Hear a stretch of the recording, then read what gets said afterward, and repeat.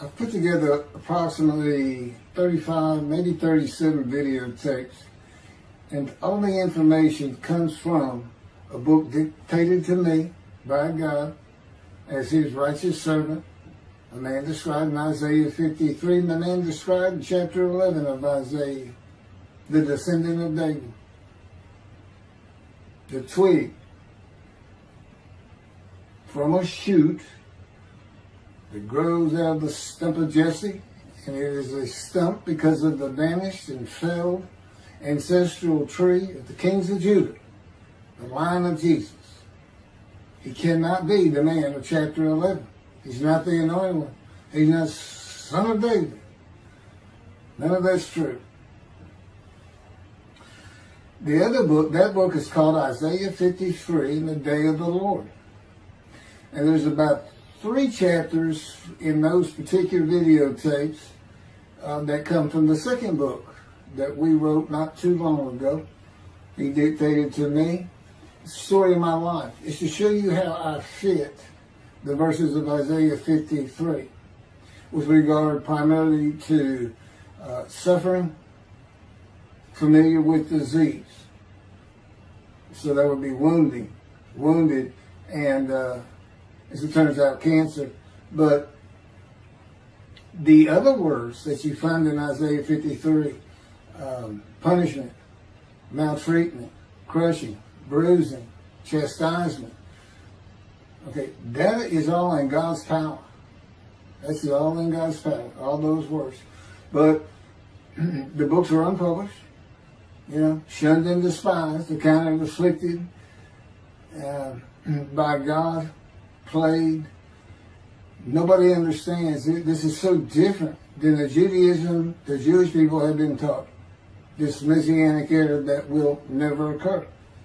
And we know it's not going to occur now once you believe who I am and how you cannot. After the mountain of evidence I have presented that is in those books, just as Moses today would have to say, well, look, I wrote Leviticus. You think I just came up with that? You think I just came up with all this information? Did I know how God speaks through an angel and who that angel is? Moses walks by a burning bush that's not consumed. The angel of the Lord's in the bush and God speaks. I'm the one who explained that to you. I shouldn't have to go any further than that. The God says the rabbis, the shepherds, they never listen to my prophet. They think they know everything. Well, I'm going to keep showing that they don't. This is primarily for the people who listen to them and not them. I don't expect them to ever respond. Because by responding, they have to say they've been wrong. Or that's just not what we believe. And so they won't change. The bottom line is they make money on it. That's the bottom line. God had me watch a video of Toby Singer just for this one purpose I'm about to tell you. He said, watch him raise his hand. He raises his hand to do his hair or rub his nose or something, and there's this big, fat gold watch. And this is how you know this is a God of old. He said, look at that. Look at that. I said, well, he does dial, his skin dial, scuba dial. I said, might be a scuba watch. He said, that's no scuba watch. That's just a big, fat gold watch for everyone to see. And he makes his money on Isaiah 53. The guy said, at least that's how he really got going. I don't know. I know he has a radio show. But remember, I'm in the fire of refinement. Everything God does with me is to draw emotions because I'm going to be emotionless once I get to Israel, for the most part. He'll let me feel what he wants me to feel. But and nobody can get under my skin. You can't bother me. Even if I seem like I'm mad, it doesn't carry over to my insides. And I don't think about it any more than while I'm, as they would say today, on a rant, getting on somebody. But I bring his reckoning. I laugh. I tell him, you know what I am, don't you, God? He said, I know you're a lot of things. I said, no, I'm the reckoning. And I am the wrath. That's what I am. He laughed. Holy Spirit laughed. That's what, yeah. I say, righteous servant, David the shepherd, Elijah, prophet like Moses. I like wrath. What's his name? Wrath. What does he do? He brings a reckoning. But anyway, I'm going to go through these early years of mine before God spoke to me. It's chapters 1 through 6. Chapter 7 is God speaks to an atheist, and I've already videotaped that. Walking with God, and something on visions and visuals. So the first chapter, this is what he told me to write down birth and tragedy. I was born in Bryan, College Station, Texas on February. It's just in from the Holy Spirit, yes. Like you couldn't ask me before I started. Yes. Oh, this is only for the people who come to believe in me. I don't expect anybody who's been viewing these materials and, nobody's really subscribing, a handful, to be believed. Again, I can't imagine. I don't know what you people want. I don't know who you think's going to come to do something different. How are you going to know who David is? I mean, according to Judaism, there is no description of him. How are you going to know who he is? All this being presented, and I know Jewish people have seen it, only 60% of the views are coming from the United States. Now, I don't know that means 40% is coming from Israel. Probably not. You got Canada that's be a big follower on my WordPress site. And really just all the countries of the world at one time or another have looked at some of this information as I wrote my blog, and the blogs became chapters. But I'm assuming some Jews have heard of what some man is saying he is Moshiach, and they're watching. Well, this is for those who come to believe. The people who want to be the witnesses, the many made righteous. By my knowledge, by the things I can tell you that God would have me say to you. So, this might be bored to tears with others, but it does show suffering, pain, and emotional pain, my background, and just who I am. Not just some kook out here. People say, well, he's hearing voices. Listen, as a lawyer, and I even did criminal law, I've seen some of these people who hear voices. I promise you, that's a person who should be hearing voices when you just see them and watch them for a couple of minutes. It's not me. Excuse me. Okay, I was born in Bryan, College Station, Texas on February 21st, 1957. And that's interesting because that's the year the first satellite went up.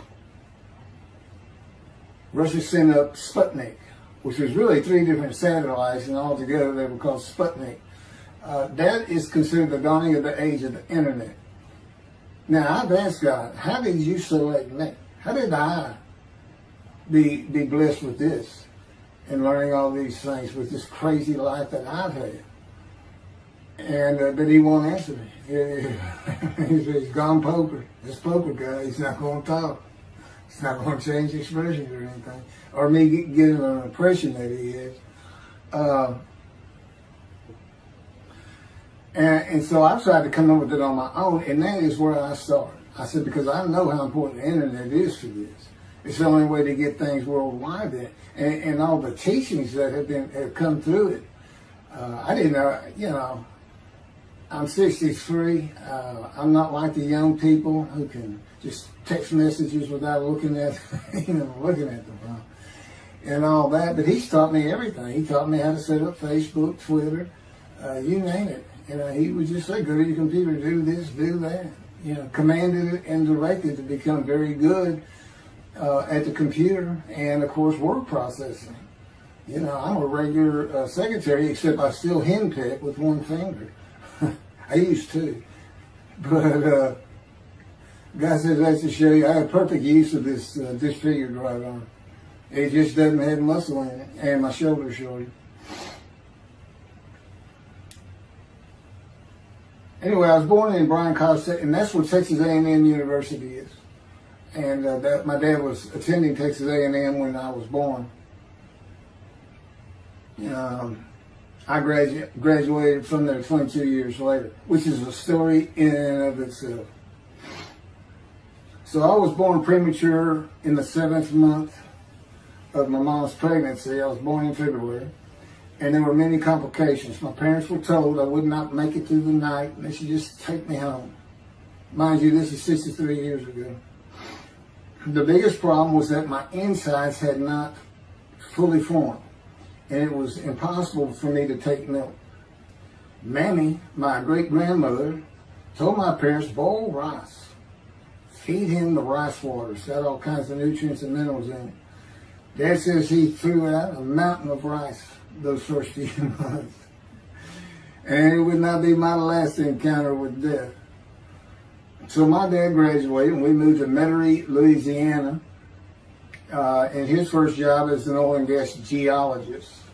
He looks for oil and tries to sell deals to people who can raise money to drill. He gets money up front and a percentage of production once they get their money back. That's what he's done his whole life. And I became, as a lawyer, I became board certified specialist in oil, gas, and mineral law because I had found it so interesting. As a young boy, I became interested. But he rarely had time for us. The other part, I said, okay, well, I was born when the dawning of the internet, so he's got a selection process for 57. And I come from a dysfunctional family. Lots of drinkers, lots of fighters.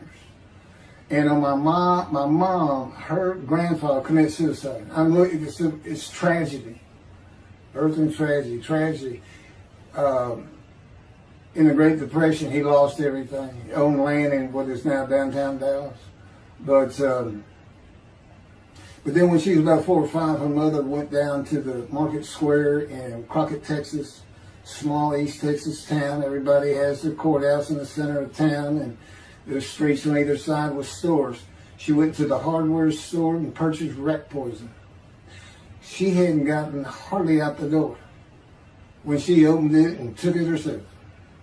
Died right there on Main Street in the middle of the day in a little small town. I don't know how long that would have been. My mom's 85 or 6. She was 4 or 5, almost 80 years ago. So I'm sure it was quite an event.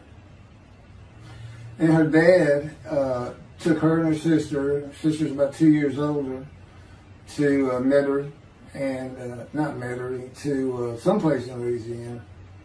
But could have been Baton Rouge. And her father became a elevator operator. And you can still find this in Houston when I was at law school. I went to law school downtown Houston, but South Texas College of Law. And at the courthouse, they would have somebody sitting in there on a little stool and with a lever and take you up or down, take everybody up or down. With all the lawyers coming in for the court cases, it was packed. I'm sure they've done away with it by now. But that's what he did. And they found him one day or night. He had taken out a pistol, he shot himself in the head and killed himself. So now she had suicides on both sides of the family. And her father's brother took the 2 girls in. He actually adopted them. And she was about 10 or so, I believe. She's with him out in some shack in East Texas. And, there's not even phone in this place. And he took a shotgun. And I'm sure he'd been drinking there, all known for it. And blew his head off right in front of her. I mean, that's all the circumstances I know about it. It doesn't sound like a good scene at all, but it scarred her for life. Okay, we've been taking care of her from the get-go. My father amazes me to no end. What he has done to care for her. See, they knew that was his sweetheart. Eventually, now at 10 years old, that's who he married. And they're both from Crockett, Texas. Small town people. I still take care of them. They've taken care of me for 10 years. Got to me from society. He made me quit law. terminate my law license in Hawaii and Texas, and took me into poverty. I've been in poverty for 13 years until I just now filed for Social Security early. But I give them more than 90% of it to make up for everything they've given me for 10 years, 13 years. While I'm in God's fire of refinement, learning everything I need to know. And I have learned much. There ain't any question.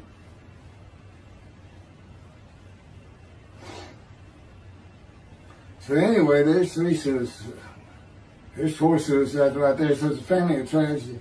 You know, it's not a tragedy of losing your entire family in the Holocaust and you're the only one left. It's not like that. Because God says, I just got things as close as I could. He says, I touched you in the womb to disfigure you, really for just one reason. Well, 2 reasons. One, it makes you identifiable. But it was so people would pick on you. I wanted people picking on you because that's what happens to young Jewish boys. Just for being Jewish, just for having a disfigurement. People will pick on you. I told him since, I don't even really recall many people saying anything to me. He said, that's because you look like you crawl all over them. They did. And I did. I was always just say something, anything. That's just the way I was just angry inside. And God's taken all that away.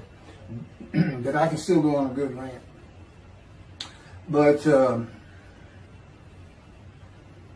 and then my mother in the 60s, young people may not know this, but that's when, you know, the Woodstock and marijuana, LSD, everything started getting big. And at the same time, doctors were just handing out pills left and right. Valiums, painkillers, Percocets, you know, just asking for it. They were writing scripts.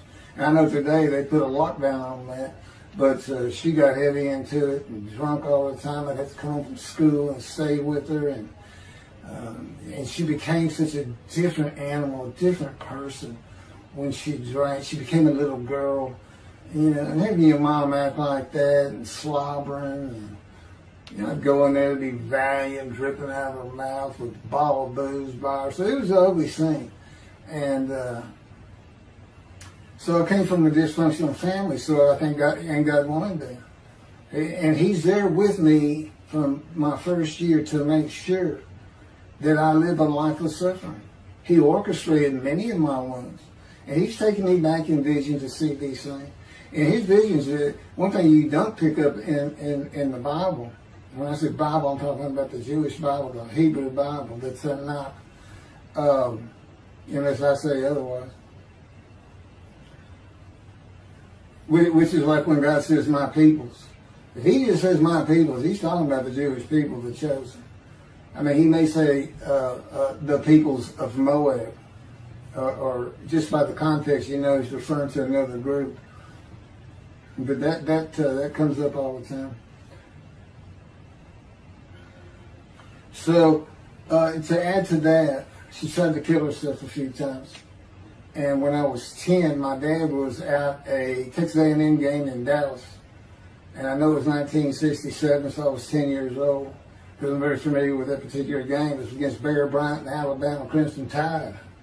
And he had coached at Texas A&M. So as you can tell, me and my dad are big Aggie fans and football fans. But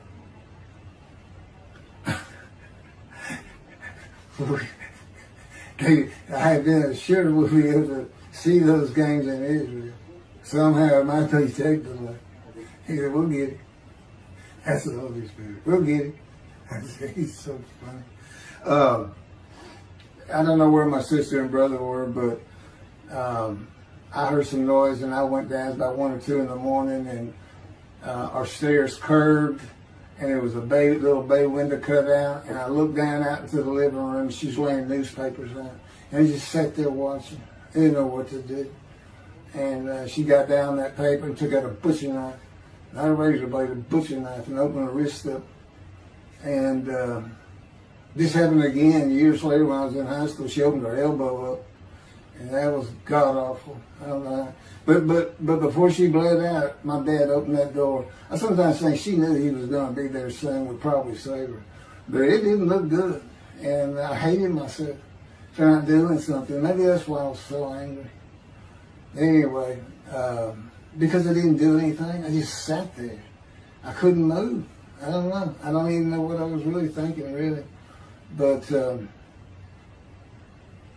I can't. What it did is it told me how much her uncle blowing his head off must have done to her. That must have really hit you. I had nightmares my whole life, but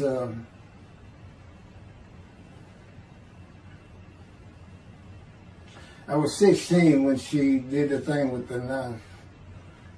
But you know what? My dad finally got her he got her the best psychiatric care in Houston, Texas, and that's big because we got a medical center that's renowned throughout the world.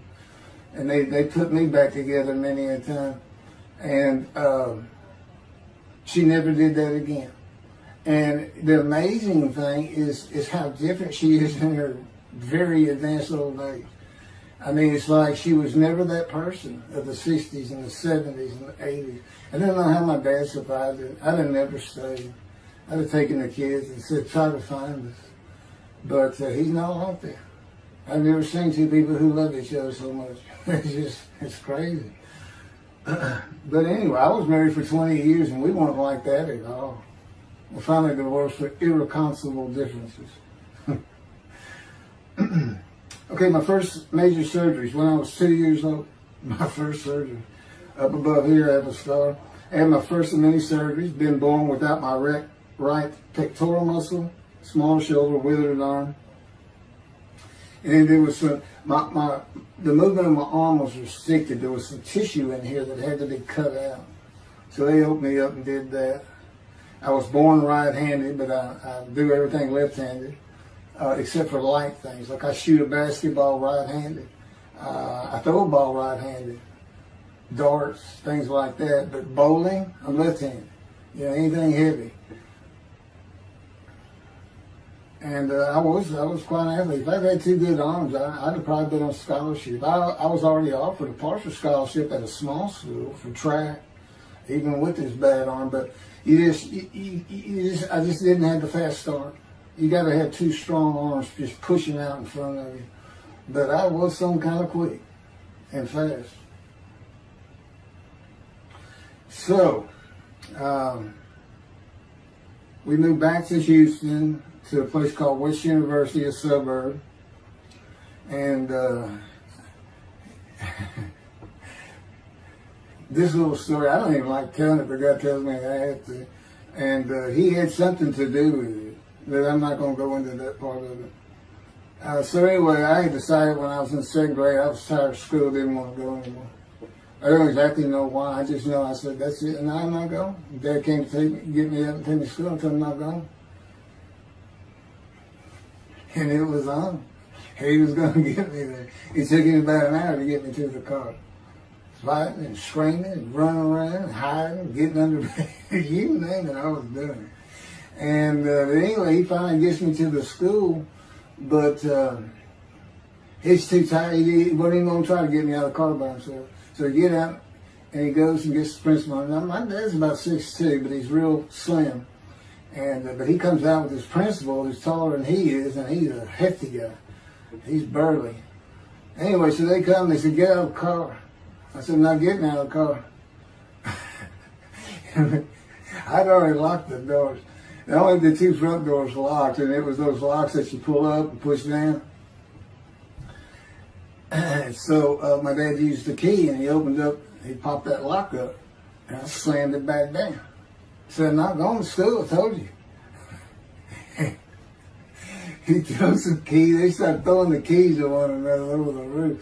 The principal was trying the same thing, and I'm slamming his door. I'm leaping across the car. Man, I don't know how long I went, but they finally, in 5 minutes maybe, seemed like an eternity. I was terrorized. That's the way I looked at it. Anyway, the principal got it open. And I saw that door open, and I got back on the far other side of by the steering wheel with my back against that door. And I curled up like a ball, had my knees on my chest. And he reached in to get me, and I unleashed on him, kicking him in the face with everything I had. He broke his glasses, and his orbital bone got shattered. So, That wasn't my first principal either. There's another one. So, but anyway, so they carried me in, and it was very embarrassing. I was crying. But again, funny thing, nobody, because I stayed with this same group for 9 years, going to West University and the junior high there that you go to. Nobody ever said anything to me about it. And I knew some of those kids that were in that class.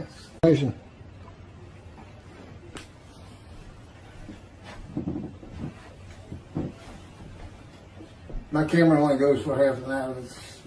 I can see on the screen that I have pointing towards me that when it runs out and I have to turn it off and turn it back on.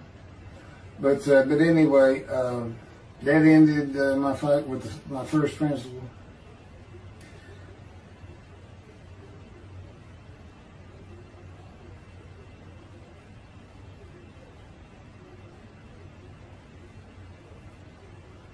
Yeah, here it is right here. I just got to have me put these together.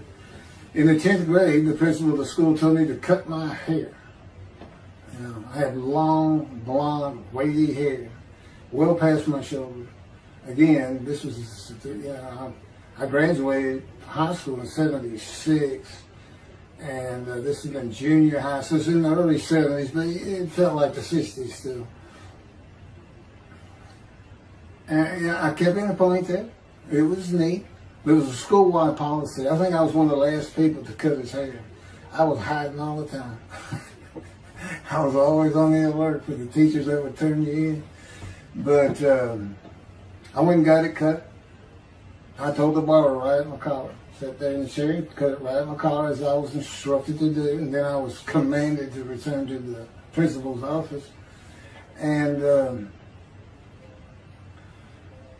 so I presented myself to him. I sat down in the chair in his office, and he gets up, walks behind me, and grabbed me by my hair, back of my head, and jerked my head back fast. And said, "It's still over your collar." Now, I don't know if I did a backflip out of that thing. I can't really recall. But what I do recall is it took 3 people to get me off of him. And I was permanently expelled from school, which ended up me leaving home. It wasn't a runaway. I'm just out of here. I'm tired of everything and everybody. I ain't going to school ever again. Hate school always there. That was me. And they had to pull me off of him. I understand through a friend of mine, he said, "You know, my brother went to that school. He has some stories about that guy." So I said, "It wasn't me. It's him." Second major surgery came when I was 12 years old to try and repair my right knee and just below it. I was running full speed in a field. High grass and weeds with a family dog. And God says he had something to do with what the dog did. For no apparent reason, just suddenly he was running at my side. And he just bolted, he just stopped going straight to the heart of the left and went right between the legs. I go sailing in the air, and I came down on my knees, except my right knee came down on a broken Coke bottle, Coca-Cola. And they used some thick glass back then. It was stuck nose down, way down. It was all broken up, but it was the bottom all jagged that my knee just, they said it went to the other side of your knee. They said, "You got that whole field in your knee." But when I got to the hospital, I sat there for a long time. The first doctor that came in and just told my mom, right in front of me, I'm in the room, he said, I can't repair that. It's not repairable. We want to take it off. You can't use it. And I already knew that, because as I started screaming and yelling for my dad, he finally came back. This field was behind our house. There was a chain link fence, and then the field. My dad finally heard me. He got over, he saw the blood, and so all of a sudden he's scared to death. I'm going into shock. And he got me to put my arm around his neck, and he said, "Can you walk on it?" And I tried, and it just collapsed. It was useless. It was awful. And then I had to climb over that fence, and my mom was going crazy and screaming and crying. And he had to go take care of her. I'm sitting in his bathroom with my leg all opened up, and I'm just getting sicker and sicker, nauseated, scared. I was a cripple. And but anyway, they get me down to the hospital. And this, like I said, the first doctors were just like, we don't know what to do. And just right then, and God says he knew he was going to be there. This doctor walks by, and my mom recognizes me. And she goes, Dr. Kane. And she runs out the door. Well, this is Dr. Kane. Her mammy that I mentioned earlier, in her old age, very old, maybe been in her 90s, I don't know, late 80s, but living with her sister, broke her hip. And this doctor repaired it. This is a long time ago, people. Repaired it, and she actually walked again with a walker. I remember. But that's who this doctor was. And she said, my son, they're going to take his leg off. You've got to come look at it. And this Dr. Kane actually became the medical doctor for the Houston Oilers. He repaired many in me before and after me. I guess that's what he specialized in. But he was there at the hospital just to do rounds. He wasn't dressed for surgery or anything. But he came in that room, and I mean, he was livid when he looked at my knee and knew how I'd been there for like 5 hours at this time. And he just started barking orders about getting me prepped for surgery, and he takes off to go get prepped. And they literally ran me down to surgery in a gurney. I mean, they were trying. This kind of fear he put in everybody. Anyway, I was in the hospital for weeks, and I woke up with my leg. I was glad of that. But I had a cast from my hip to my ankle. And he told me, when I finally was being released, he said, if you put any weight on that leg, you'll never walk again. So, I can't remember, 6 weeks. I don't know how long it was that I had that cast on. It wasn't my first cast, it wasn't my last. Or maybe it was my first, but it wasn't my last. That's another story. We're not getting very far. There's 6 chapters. I'm barely getting through the first one. But what I'll do is I'll just do 6, just like I did with Isaiah 53. I did 6 or 7 videos, 7 I think. But then I joined them all together and put it as one video, the definitive commentary of Isaiah 53, which comes straight from God, by the way. I mean, you can contest what I'm saying all you want, but it makes perfect sense. For the first time, Isaiah 53 is explained. And how did I become the smartest religious Jew in the world who can see that? And what the wounding and the punishment, everything's about, and how it's really, in some ways, a snare for the Gentiles for the day of the Lord. Because he knows he can take me and just decimate any argument they want to put forth.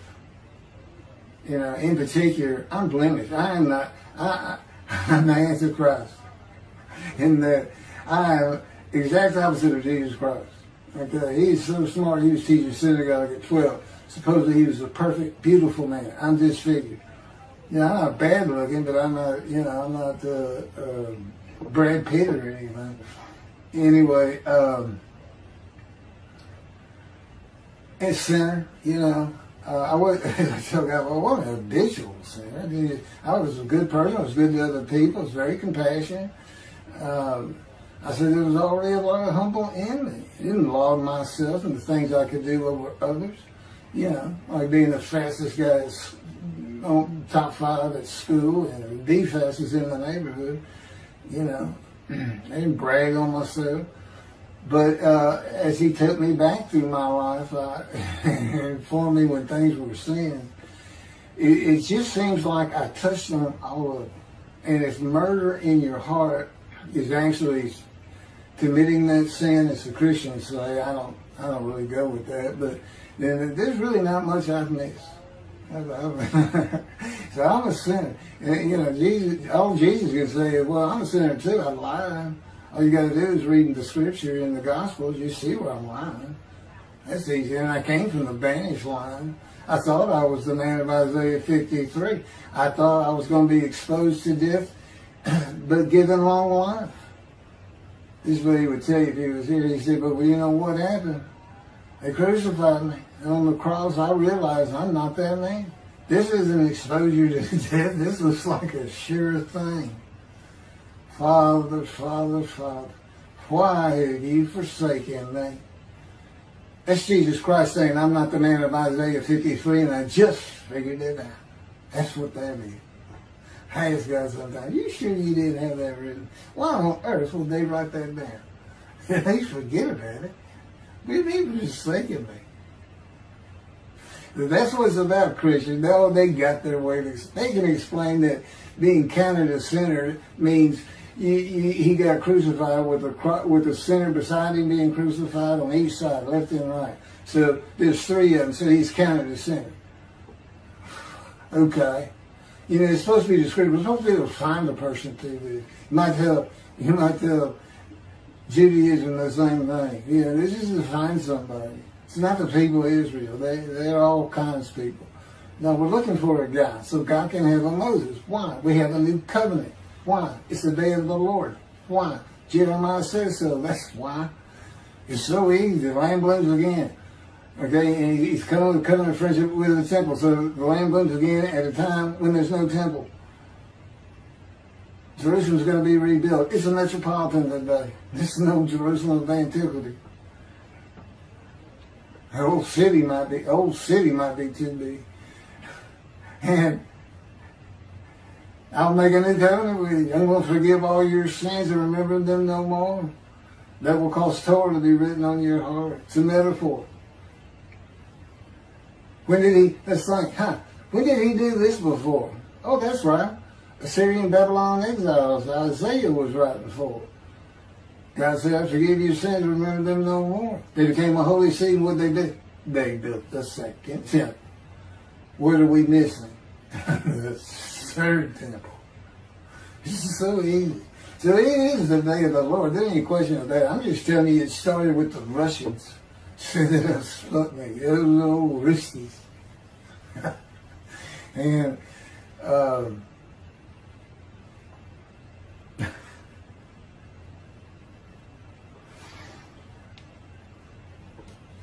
and he's bringing the covenant, but he's got to have a Moses. He said him, send a prophet like Moses. So he's saying it's Joshua. No, it's not. God needs him today, the day of the Lord. And guess what? He gives us a description of him. He knows this is a time of secularism, reliance on science and medicine and doctors. And you got so many more people who the only book out there is not the Hebrew Bible. There's a lot more books than that. You know, there's all kinds of distractions, television, cell phones, computers. You know, back then, you know, you just sat around and said, what do you think God's done? I don't know. Wish he'd send some rain. You know, it was just, I said it's easier to get them back then. But here it is. It's here. And God said, you see why I put shunned and despised in there? Because for a while I said, God, you know, this is before we really got the books done and everything. I said, I'm just sitting in a room. I can't really tell anybody shunned and despised in me. Counting me plagued, afflicted, and by God, everything else. He said, well, how you feel now that we've been putting all this on the internet? I said, I feel shunned and despised. Yeah. I can tell they know. There's no question this hasn't gotten back to those two. I said, you keep attacking them like this, and I'll be certainly sure, just in case I'm wrong. But, because he won't actually tell me, he won't tell me anything, this is a rule of thumb, he won't tell me anything that I cannot find out or become knowledgeable on or informed on of my own. Which means about nothing, because we're in a room all the time. The adjunct of the Holy of Holies is what I call it. I live in the Holy. I'm like the priest who can, the only person who could go into the Holy of Holies was the high priest. And that's what I'm like. As a matter of fact, God had me write down, just as he had David write down, a new Psalm 151, where God said, it's on a video, where God is speaking, where the Lord came to me and God said, quote, and within that, he says that he declared me. We actually used the psalm where he declares it for David. He declared me an eternal priest in the order of Melchizedek and King David, and a rightful king, small k, and a rightful king. And he also declared, I'm the righteous servant. I mean, that's God talking. I mean, he's using it. When he dictated to me, it wasn't, to be written in my personality. That's him. That's him doing a new song. So, because he does that. Even in the writings, the person doing the writing, whatever prophet it was, or Moses, or David, if he wrote Samuel 2 and Kings 1 until he died. As I said, God says, look, just assume the central character is the one I had writing, because their lives change when I come to them, just like mine's changed. This is not anything I could have ever conceived or even bothered thinking of. I'd have never read the Bible my whole life if he hadn't told me, we're going to the bookstore and get you a Tanakh. That was 13 years ago. And my answer was, what's a Tanakh? I didn't know anything. And look at all this knowledge. But this is it. This is the only power he's going to use in creation. He's not going to perform miracles. He's not going to have me performing miracles. And he's not. He said, the only power I'm going to use is on you. What I can get you to do. He said, I can take a Gentile Texan and take him to Israel and get my temple built. Okay. He said, because that's what you say to God all the time. Okay. And one night, I hadn't even read Isaiah 53. He didn't come to me and just say, offer yourself for guilt. I crush you with cancer. It was me that did. That's not, I wouldn't have known what he was talking about. We finally get to Isaiah a couple of years later. He said, Keith, read Isaiah 53. I said, okay. And so I read it. I said, okay, finish it. He said, who do you think that is? I said, I have no idea. I barely read it. I didn't know what it's saying. I said, I think these two verses ought to be up here. I said, you sure nobody messed with this thing? He said, nobody messed with it. It's just how I had Isaiah write it. He said, that's you. I said, oh, okay. And I couldn't help myself. Good luck convincing anybody. I can't even tell what it's saying. He said, before we get done, and he's right. I've been over that thing so many times. From my original version of Isaiah 53 that he dictated, or told me how to put together, but every sentence, every word is, we've changed it up and added things. I've learned things. Like I didn't know about the test of devotion. I didn't know why the angel was leaving early in Malachi 3, but I do now. And all that would cause an amendment to my midrash on Isaiah 53. And, the book has me, these are all on videotapes now, me and Rashi. Rashi, the first one to come up with this is Israel. And, I look at his answers and I just shake my head sometimes. You should see his answer in Malachi 3 for the angel of the covenant that you desire. There's only a covenant of friendship and the covenant of Jeremiah. And this is his answer. It's midrash, so he just takes a section of the angel is on the way, and it just says the angel of the covenant. And his commentary is the angel that avenges the revenge of the covenant. I said, what does that mean? What is he talking about? I said, you guys being funny. He said, I don't know. I said, you do know. He said, well, I'm not telling you. So, God likes to feel as though he's laughing. He doesn't actually laugh. He sends me a perception that he does. Or he uses me to laugh. I've mentioned that in a video. Because he can't. Well, he controls my words. I learned that in walking with him. Just one day, I'm talking out loud as we go. I'm discussing man and divine beings as though I had a sermon I was giving or a speech to somebody or a seminar. And I'm rolling, and I can tell he is really making this thing rock. He's taking it from here to here to here, and we're going. And I'm going. And all of a sudden, I use a word or a couple words that I simply don't use. And they're not what my mind was even thinking of. They just came out. And I just stopped. I said, did you do that? I didn't even say, hey, did you just make me say these two words? Because I knew he knew. I said, did you do that? He said, I did. He was almost indignant. I did. I said, okay. Anyway, that's where it all started. Now I know. Okay, guess who that is? That's the Holy Spirit. Using me. He doesn't sound like that. But he'll use words like that. Said he's getting bored. They like to cut. Let me just say this. This is part of guys you don't know. And it's not all the time. Just some of the times we do tend to get kind of silly in here. But, they do things after a while. I'm like, I feel like a kindergarten teacher, and I got two of those kids that you just shake your head at. You say, this is a handful. These two are nothing but trouble. Always fooling around, looking for a laugh. And the Spirit's always working in heaven, death, God laugh, as it were. Again, he doesn't actually laugh. It's a perception that's his emotion. If God has any emotions left, because worrying about other people's pain is not one of them. He made that clear to me. I don't care about your pain. And just saying it makes you mad. He says, see him draw anger. And he'll do so many times over and over. He says, this is easy because now it irritates the fire out of it. He just started. I said, how do y'all keep doing this stuff? And one day I told him, I said, I got it. Which means it actually came from them. I got it. You never grew up.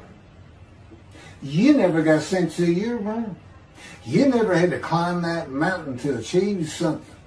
Put yourself out there. Nobody's ever whooped you. He said, I said, that's what it is. You never grew up. That's what it is. Yeah, I'm dealing with the child God. That's what I'm dealing with. That was my argument. And then he came down as mean, very serious, mature guy. And I didn't bring that argument up anymore. But that's how it gets with me sometimes. It's an incredible lot for me. I'm not going to get to him. I guess I'm at the end.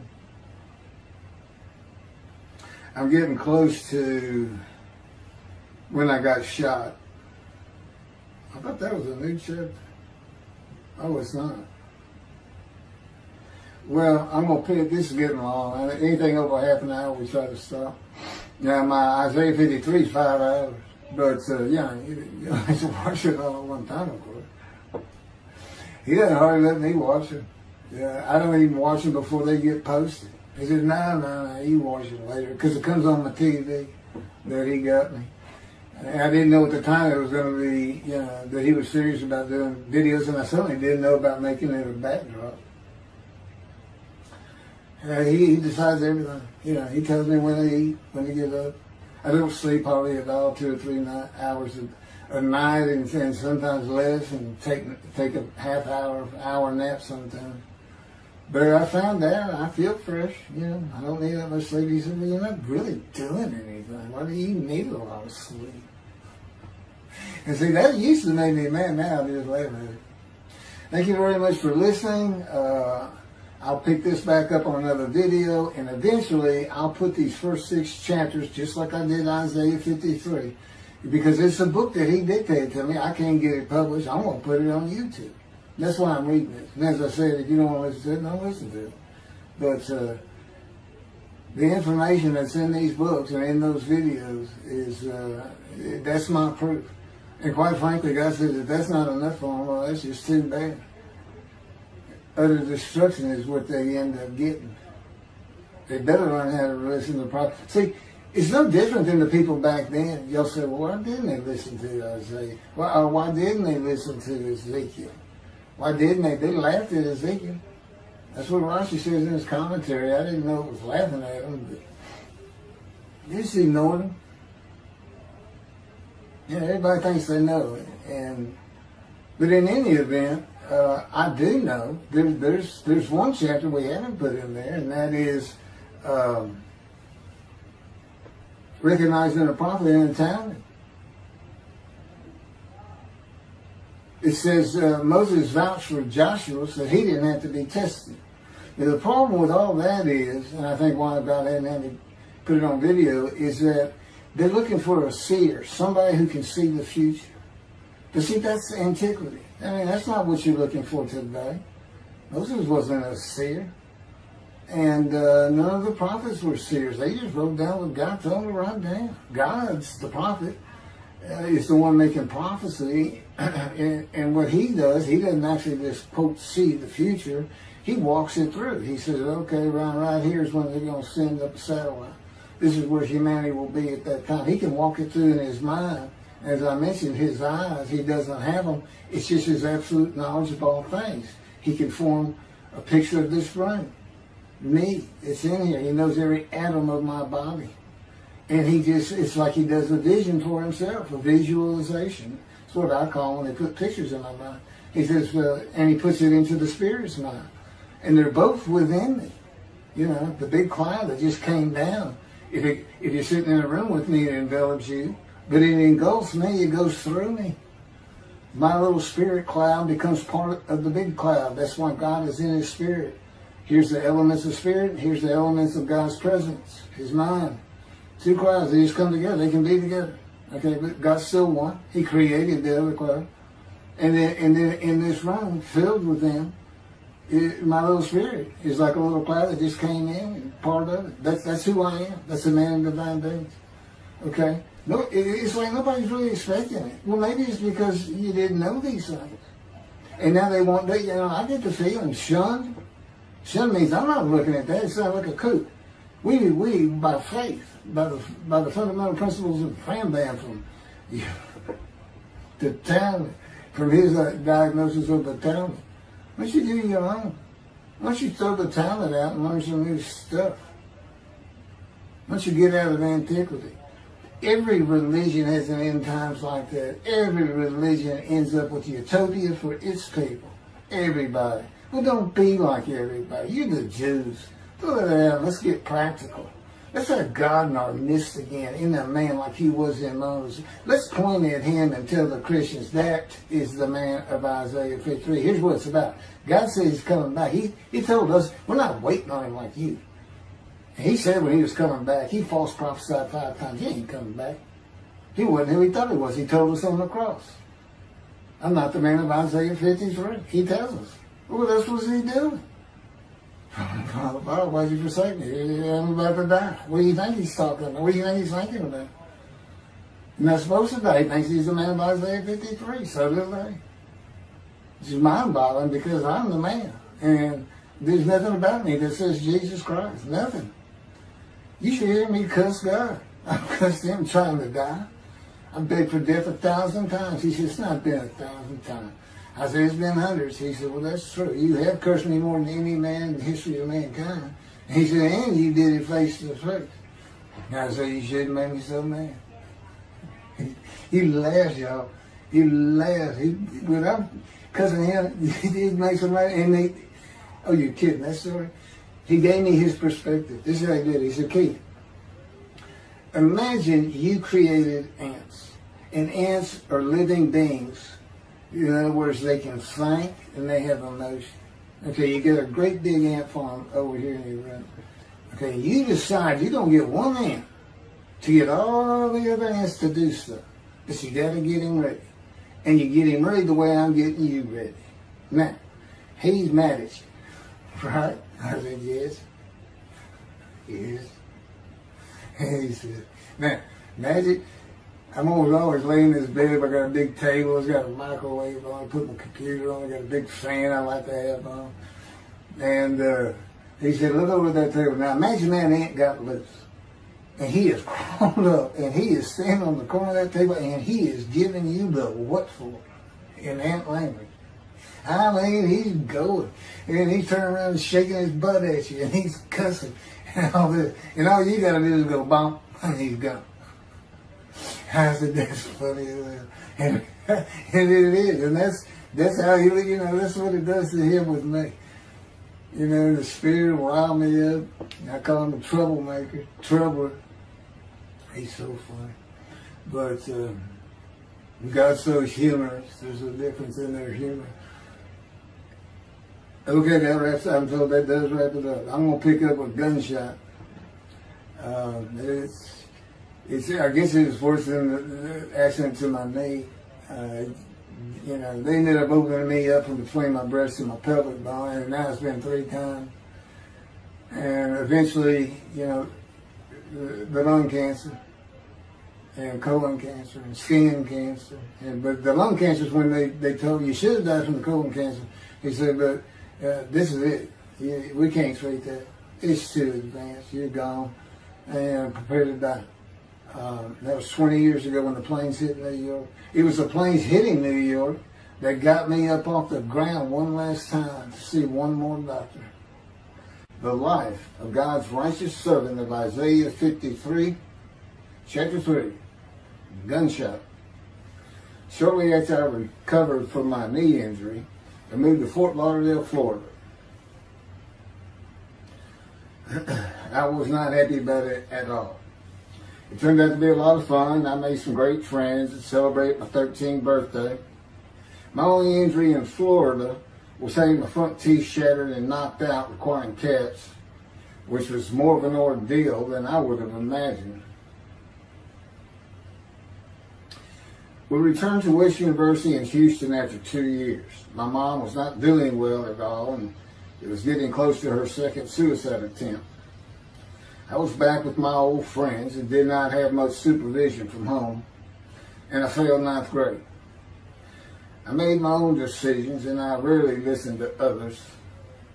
After being set back a year at junior high school, I made a few new friends, which led to my next serious injury. My best friend was a Spanish Italian whose father was from Sicily. And he kept a machine gun and a violin case in his office at the restaurant he owned, where his son and I were waiters. It was called The Godfather. My friend was the best pool player I've ever known or played with.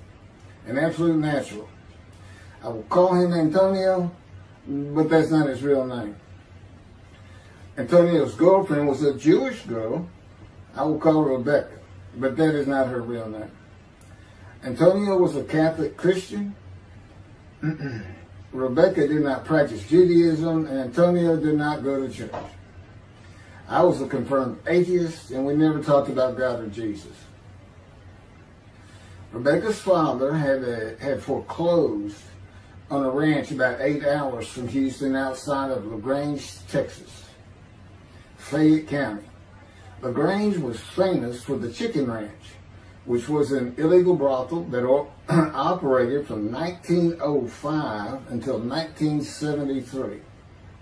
The business served as the basis for the 1973 ZZ Top song, LaGrange, and the Broadway musical, The Best Little Whorehouse in Texas, as well as its 1982 film adaptation. T.J. Forney was known as the meanest sheriff in Texas. In the coming weeks, I would be interrogated by him outside of Shock Room 3 at Denton Hospital in Houston. This is an excerpt about him from an internet article. It was the most one-sided Texas battle since the Alamo, as 100 citizens watched disbelievingly in the dusty little town of LaGrange, their beefy sheriff, T.J. Forney, reached into a black 1975 Continental Mark IV and began to shake by his $300 suit, Marvin Zindler, the star consumer crusader of Houston, Texas.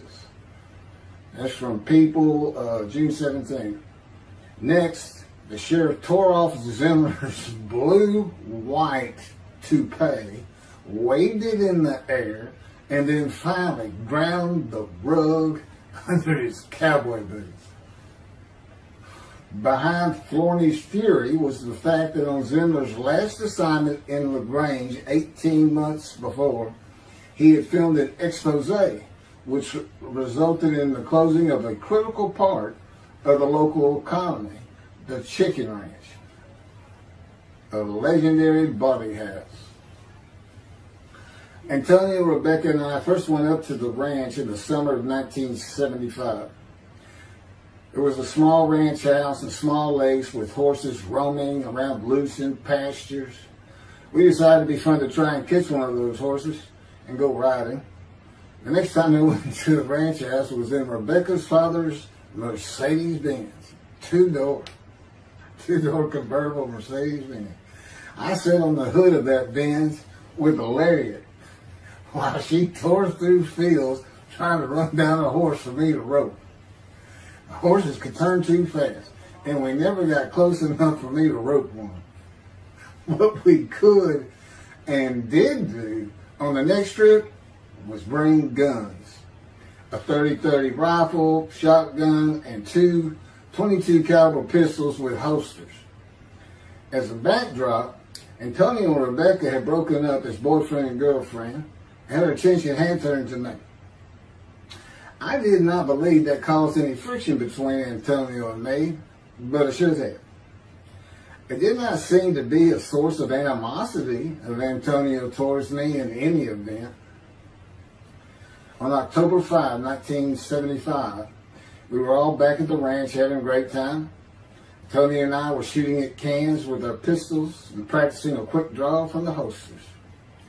We were standing shoulder to shoulder, about 3 feet apart, and he was a little forward of me.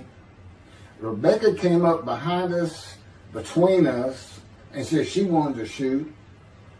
Antonio passed his gun to her, and it fired when it was going by me. The bullet went on a straight line through my bladder, intestines, and colon from the front right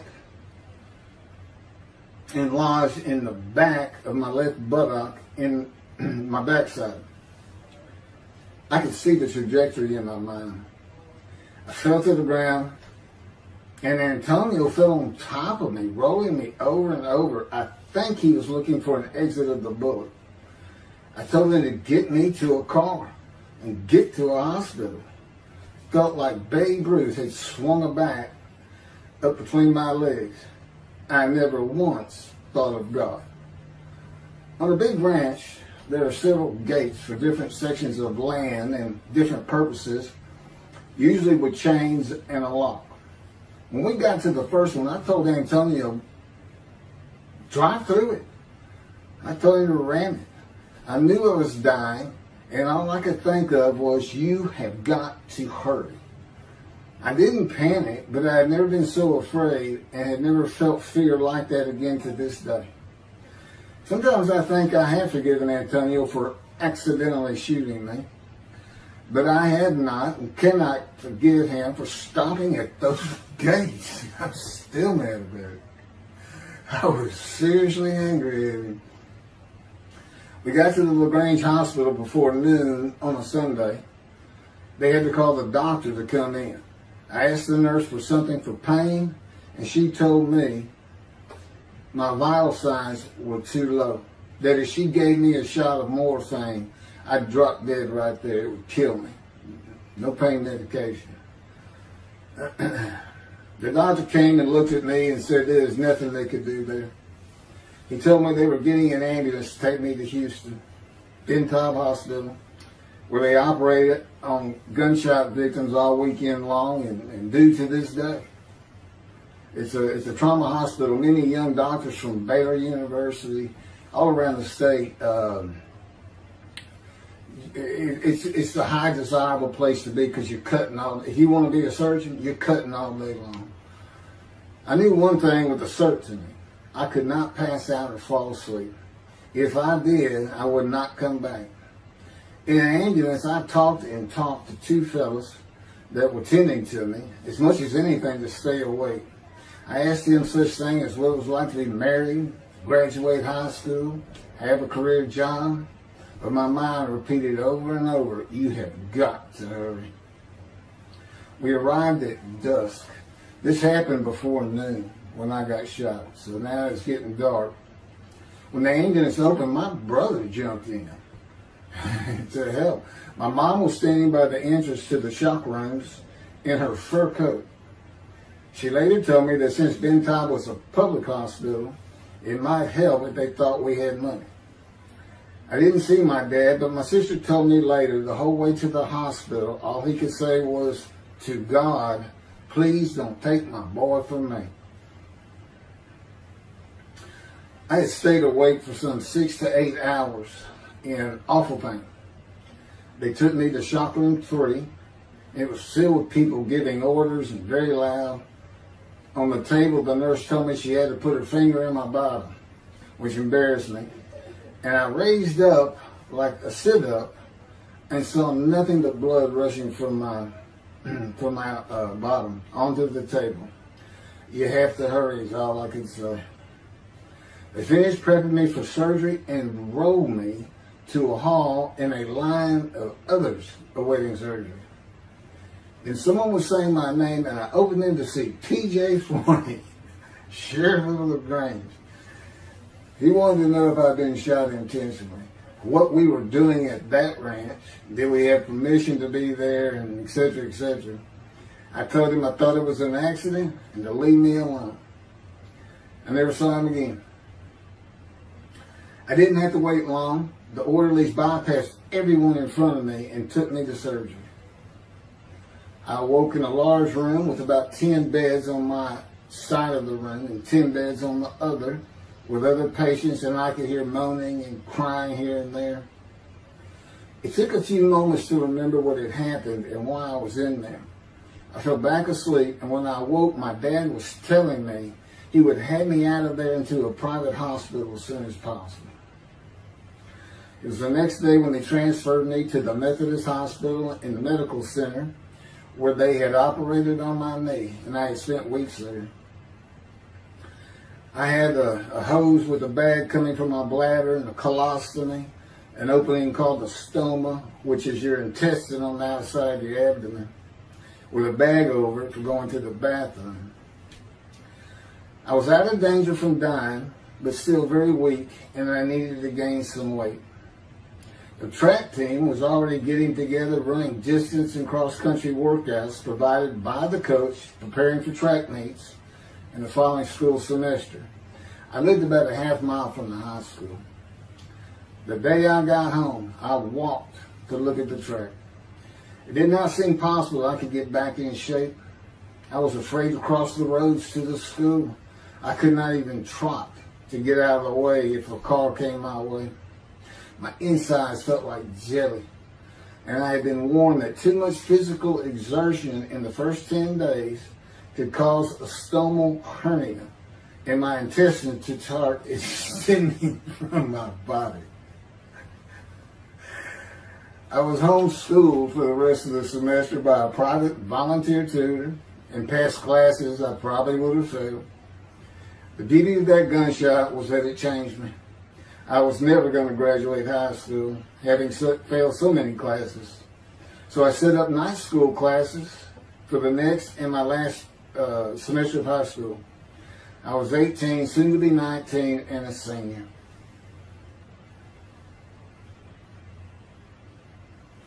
Chapter 4, College and Law School. Before the summer of 1975, one of my best friends on the track team, who threw the discus and shot put in field events and was a senior, told me he wanted to do something big the coming summer before starting college at Louisiana State University, LSU. I was only a junior and I had no plans for the summer. He mentioned this to me, and I began thinking about how long it had been since I had been to Colorado. My father, who had really good years and many so-so years, depending on how the oil and gas industry was doing. And when I was in junior high school, he had sold some prospects that completed a few wells and had purchased a condominium in Pagosa Springs near Durango, Colorado. My friend's name was Keith Miller, and I called him Miller. He had given me the name of Say Babe. At one of our night track meets, I was running the 330-yard low hurdles, and the last turn was behind bleachers where the officials lost sight of us for a few moments. A runner to my left veered out of his lane into mine and took my hurdle, and I had to slow down and go around it, yelling, "Hey man, that's my hurdle." I wasn't happy. I do not remember how Miller knew what I had yelled, but he was probably on the football field inside the track working on shot putting discus, watching me run and hurting me. I did not really know him very well at this time, other than he was the popular senior who knew everyone, in stark contrast to me. On the following Monday, I was walking down the halls between classes, and coming in the other direction was Miller, though I did not see him. Then as he was passing me, in a loud voice, loud enough for everyone in the entire hall to hear, I hear, "Say, babe, that's my hurt." Hence, say, babe. That began a really good and fun friendship, and I got to know the class I should have been in if I had not failed ninth grade. And because I was Miller's friend, I was immediately accepted by anyone he introduced me to. I found out about 40 years later on Facebook. I looked him up and we friended that he's Jewish, and particularly because of his brother. He's got an older brother, and they look just alike. Live up in Oregon. But I did not know that. It's not something we ever talked about. Just didn't think about it. I'm sure he wasn't observant at the time. I told Miller about my dad's condo and suggested we plan a trip up there, backpack in the Womanichi wilderness of the San Juan National Forest. I had hiked there while in junior high school with a friend and his little brother. I had a driver's license in my second year in the ninth grade. The prominent 13,000-foot peak is 10.7 miles from the town of Silverton, which began as a silver mining camp in 1873, and that is where I plan to take Miller.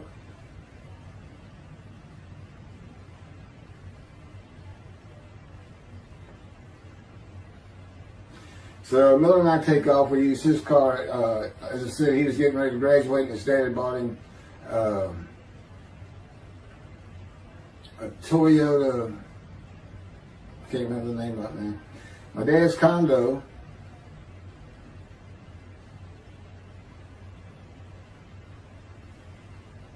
was about 60 miles from Durango, where a train depot is located that runs the train through the Womanichi Wilderness to Silverton. The train is an authentic, narrow-gauge, steam-powered, coal-fired, scenic railroad train ranked one of the top 10 scenic railroads in the world. It's something else. It stops twice in the same places to let off and pick up hikers and backpackers in the Animas Canyon of the Womanichi. At top speed of 18 miles per hour, it takes the train 3.5 hours to travel the 45 miles from Durango to Silverton. Oh, here it is. Miller had a new Toyota Celica. And after a day and late into the night, we made it to Pagosa, slept, and we're at the train station before the first departure the next day. I don't know what the problem was, but the train was not going to run that day. So we couldn't get to where I wanted to take him. It's just too far. We decided to get a hotel in Durango and just head down the train tracks into the wilderness and explore an area I had never seen in with the maps. We got lost. And at one point we decided, let's just put these backpacks down and you go that way and I'll go this way. Well, we did that. We met back up, and then we couldn't find our backpacks. And we did finally find them. We slept that night, and we had a big black bear episode because we had left some food out on the ground, which we shouldn't have done. And but anyway, we ended up making it back, and we had one of the best party nights I've ever had in my life. We hit the main street in Durango, which is a tourist hotspot, and we hit every single bar. You could drink at 18 back then. It wasn't 21 as it is today. And we did. We made sure it was like a go. Okay, let's go to every one of them had at least one drink, shot of whiskey, Boilermaker, beer, whatever. I can't really recall other than I knew I had been drinking the night before when I woke up. But we did. We hit both sides of the street. I don't know how long it took us and how many drinks we had, but we just had a lot of fun.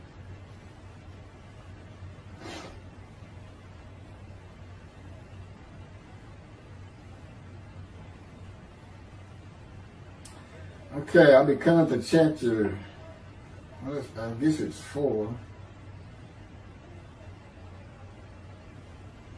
I don't know. I thought I was coming up to the cancer story, but this is different. This is getting into alterations while at school.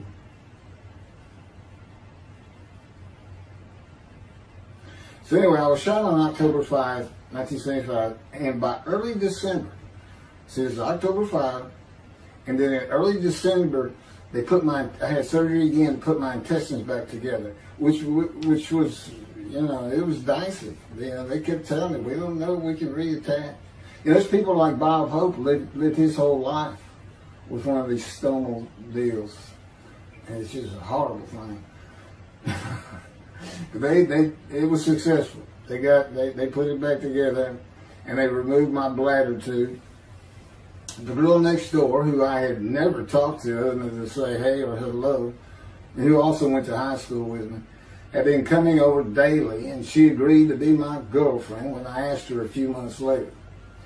I did my night school and graduated last in my class, or close to it, of over 400 people. In late December, I began running with the track team. Now, I had surgery early December, and I already got out there with them, which was difficult. Pulling 2 tires on the cinder track, there's a rope, 2 tires, and you put a harness around your waist. I had to put mine high up on my shoulder. On the cinder track for a lap and a half, 660 yards with 2-minute intervals, 6 times was the toughest. My speed and quickness were still there, but distance running and my endurance, it took quite a while to come back. In early February, just about 3 months after being shot, I won my first 120-yard high hurdles race at a track meet that was fast enough to qualify at the upcoming district track meet for the regional track meet. Winning at the regionals would place me in the state track meet. I was fast, but my disfigured right arm really held me back. Then my heart was broken, and I cried for the first time since I was a child, best I could remember. My coach, who really liked me, he understood the effort I had put in to get back in shape. Called me to his office, and I knew something was wrong. He told me I could no longer be on the track team. I had too many semesters of school to be eligible according to the eligibility rules. It was because I had failed 9th grade.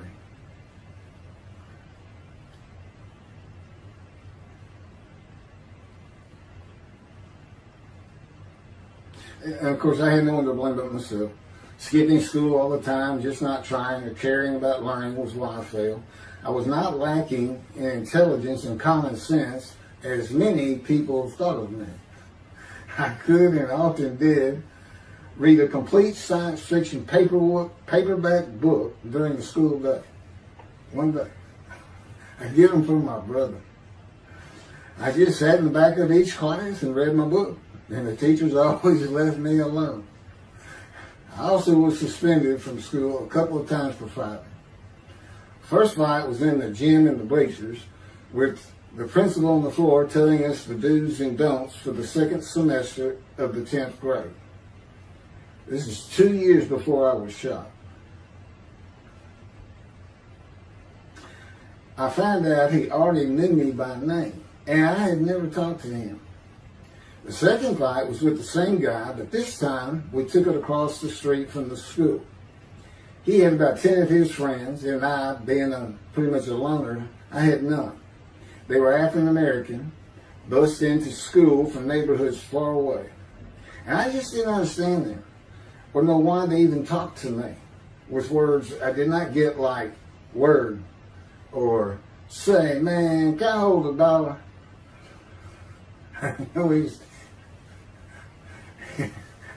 That is what started the fight in the bleachers. I hear from behind me and one stood to my left saying, "Man, can I hold a quarter?" I turned around and just looked at him. And finally said, I did not have a quarter. Ordered with the principal, I undid my ponytail. Mind you, he's sitting right behind me, and I'm well aware of that. And I brushed my long blonde hair and then reached into my pocket for some chapstick for my lips. When I pulled my hand out with the chapstick, turned out I did have a quarter. And from behind me, I hear, "Say, man, you said you don't have no quarter." To which I replied, turning around, "I don't have a quarter for you." The next part is kind of hazy. But I do know I grabbed him by the front of his shirt and threw him down the bleachers onto the students sitting below me. That is when the principal yelled my name and told me to go to his office. The next day, the guy and his friends were waiting on me when I got to school, and we fought across the street. The principal had told me not to get into any more fights, and this is the fight I got suspended for. I remember being in, after my suspension, being in the men's room smoking a cigarette in a stall, and a group of African Americans came in, and they were talking about the fight. What I remember was hearing, "That white boy went Muhammad Ali on him." My favorite fighter. I even saw the Ali Foreman fight in Kinshasa live in Amsterdam in 1974. And some of my best friends in high school were African Americans, mostly on the track team where we could get to know one another. I still had run-ins with the general population of the African Americans, who everyone just called blacks back then. I never used the N-word and thought they would help themselves a lot if they stopped using it. Mostly I think they were angry at being busted in from neighborhoods far away. In fairness to them, white kids did not seem to like me much either. So, yeah, I looked young even for my young age, and with my long hair, about 6 to 8 inches past my collar, I looked kind of girlish, and many people said that to me. One day a friend of mine told me what it was to him. You never smile and seem to be very angry. Like if someone looks at you crossways, you're going to come after them, daring them to say something, like you want to fight. My next suspension for fighting began in middle shop, and it was all my fault. There's not a big deal to that.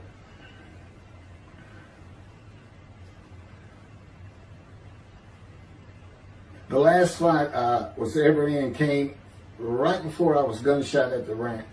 The accident really changed me and the way I looked at life. I never got in another fight after I got shot. It took some of the fire out of me. My longtime friend from junior high school and I were at Memorial Park at night and walked down a train track that ran through the woods, away from the streets and recreation areas. We went to the center of a long railroad trestle bridge that ran over a bayou to wait for a train to round the corner from either direction on a single track. When a train would round the corner, we had to run and jump off the trestle after clearing the bayou. We were drinking beer. As we were sitting, we started talking about the price of gas at 44 cents a gallon in 1975. Anyway, the trains weren't running. We got up to leave, and as we're walking down the steps, he said something about my father and about how to find oil and gas. And I turned around and just hit him with everything I had, with my right arm. And I realized, what a stupid thing to do. I called him the Big Sweet. He's huge Norwegian. His hair was white and long and longer than mine. His hand was the size.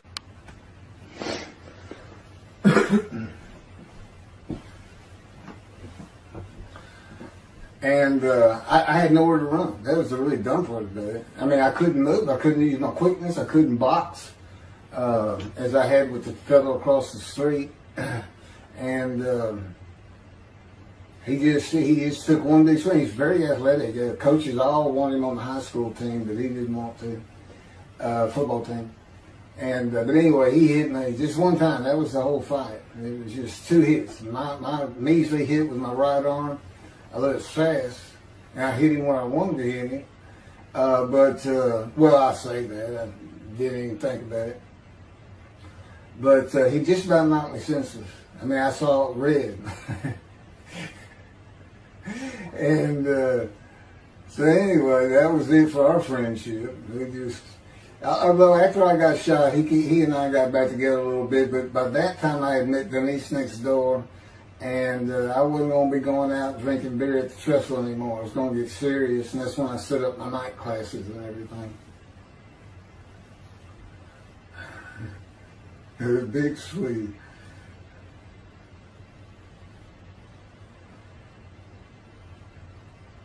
After the gunshot, I stopped seeing old friends, including Antonio and the big Swede, and spent all my time with Denise from next door.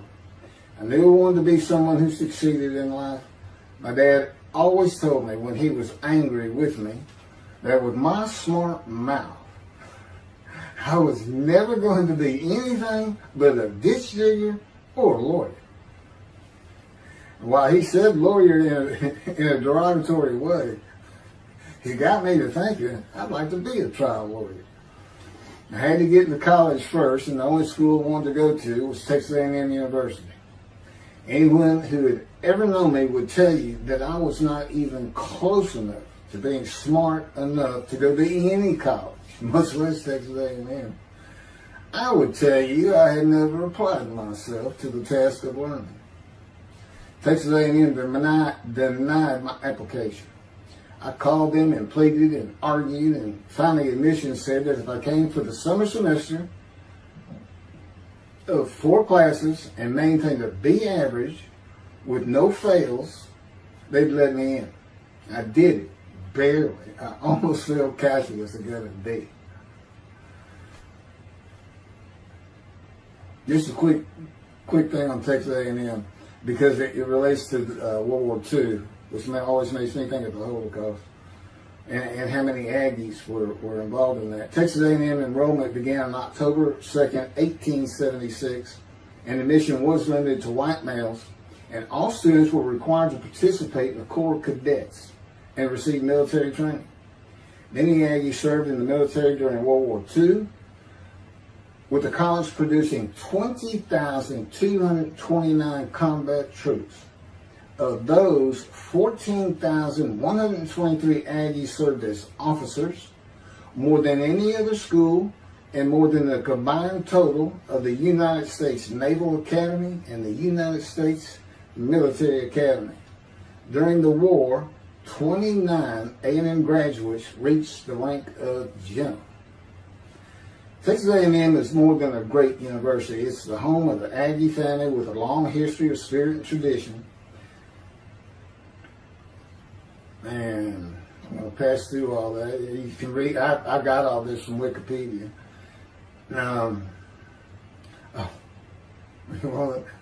Like Notre Dame, it's a school full of tradition, especially notable at football games and in campus life, drinking beer at the Dixie Chicken.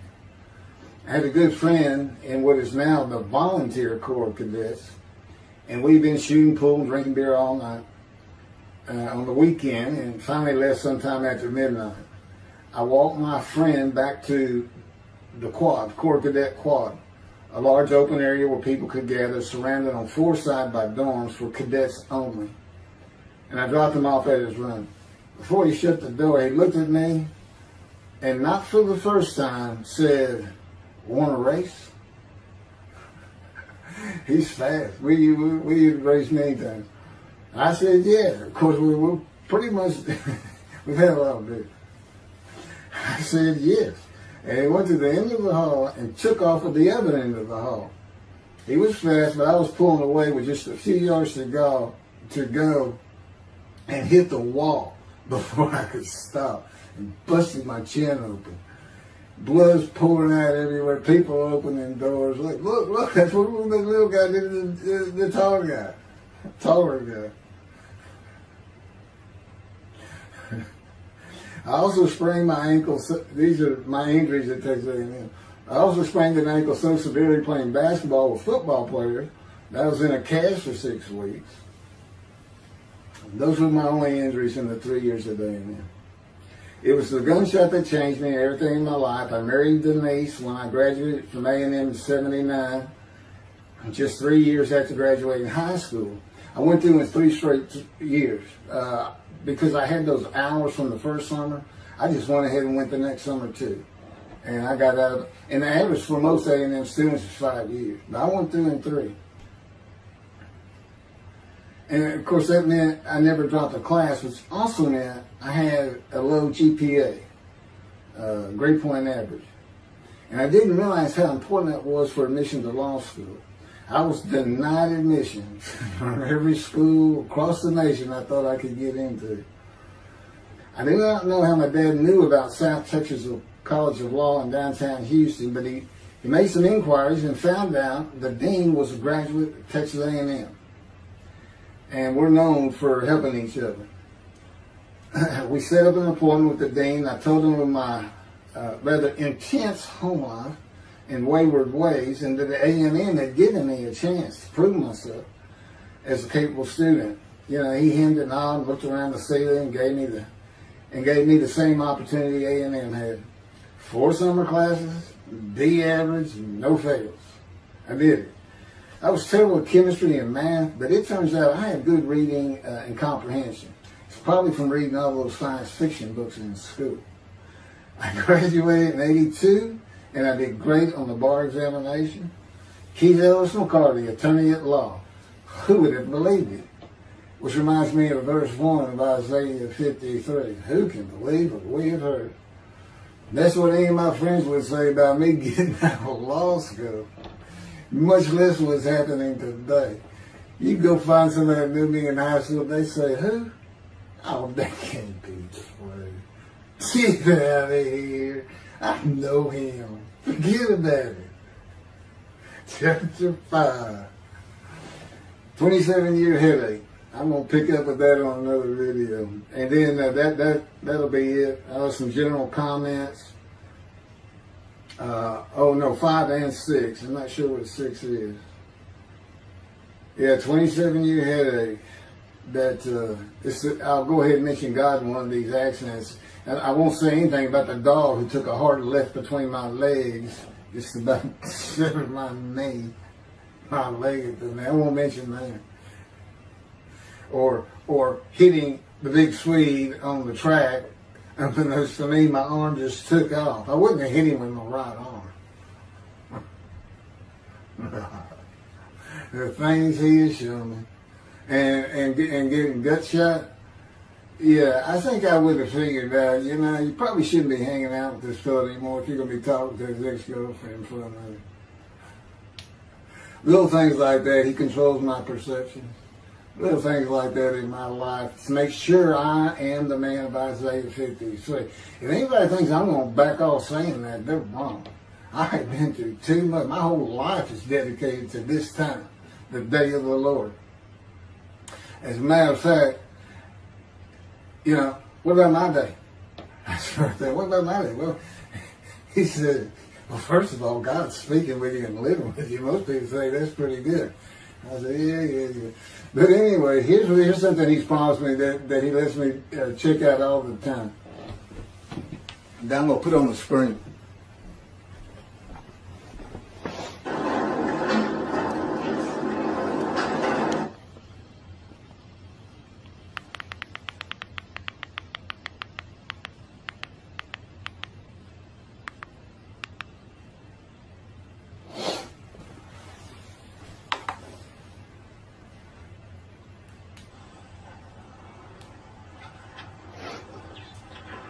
The Radiant GP Cycles, Shorties, Slip-Ons, Code Startup.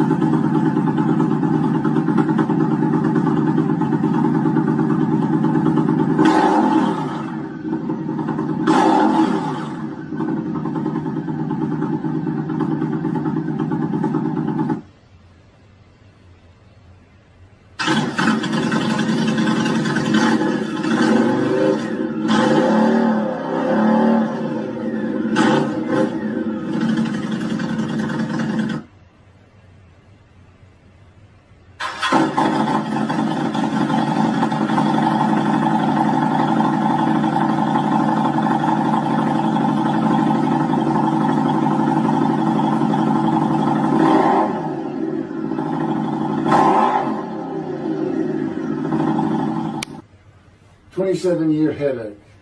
Chapter 5 of the life of God's righteous servant of Isaiah 53. The same year I graduated from law school, 1982, my son Justin was born. In 1985, my daughter Brooke was born. And in 1988, my youngest child and daughter, Laura, was born. I was making good money, though I expected a lot more, in my first job with a law firm that specialized in collections.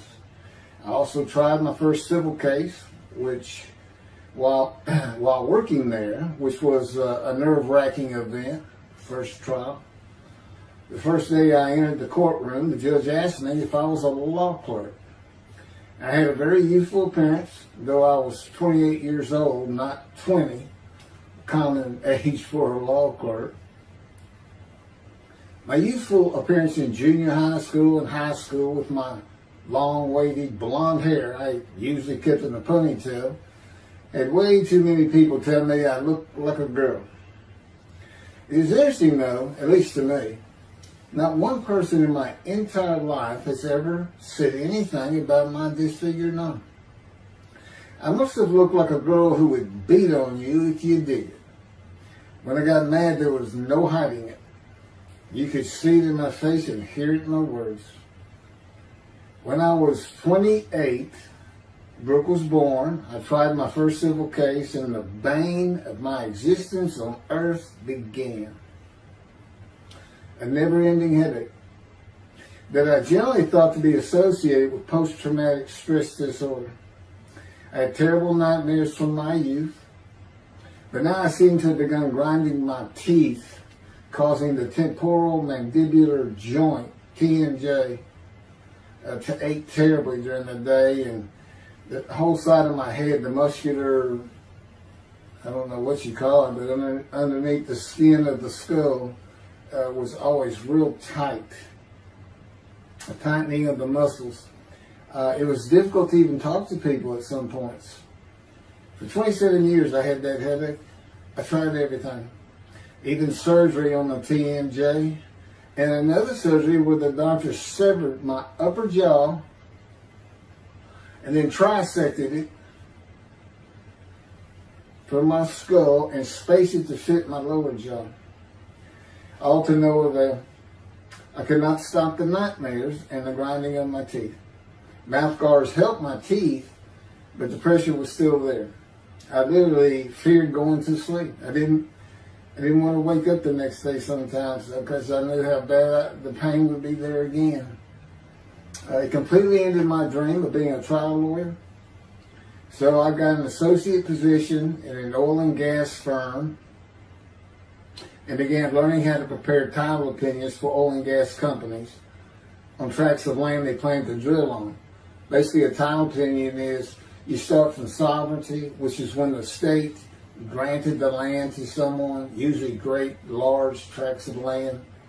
And from there, you get parceled out and cut up. And I'd be chasing one small tract within a very large one almost 200 years ago in the early 1800s.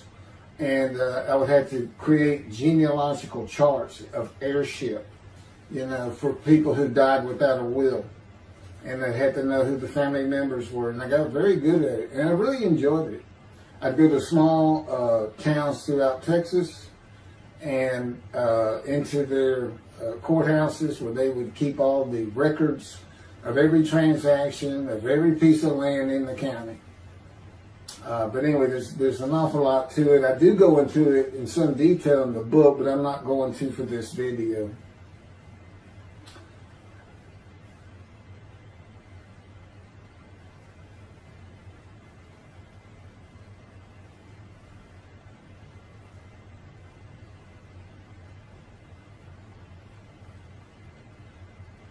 Eventually, I had my own firm. It's just me in my own office, and I was doing very well, though billing hours for title work is generally lower than other areas of the law, by the hour. But I had also been involved in multi-million-dollar sales of production between oil and gas companies, probated wills, prepared affidavits of heirship, worked with landmen to fix title defects, appellate work, including arguments before justices, plea bargaining criminal cases for defendants, and anything else that came my way. Then it all stopped, and once again I was fighting for my life in 2001. This is chapter 6, skin, colon, and lung cancer. Oh, just God would have me tell you, he gave me those headaches. When he came to me, I stopped having nightmares. He provides my dreams for me now, and often as a learning experience. But the grinding of the teeth, everything stopped, and I thought it was just because I wasn't having nightmares, and took away any symptoms of PTSD, for which I was receiving money from an insurance company for disability, partial disability. And that went on for about 7 years. Then one day we're out walking, year 7 of 13, and I had that headache. It just came, and I just stopped.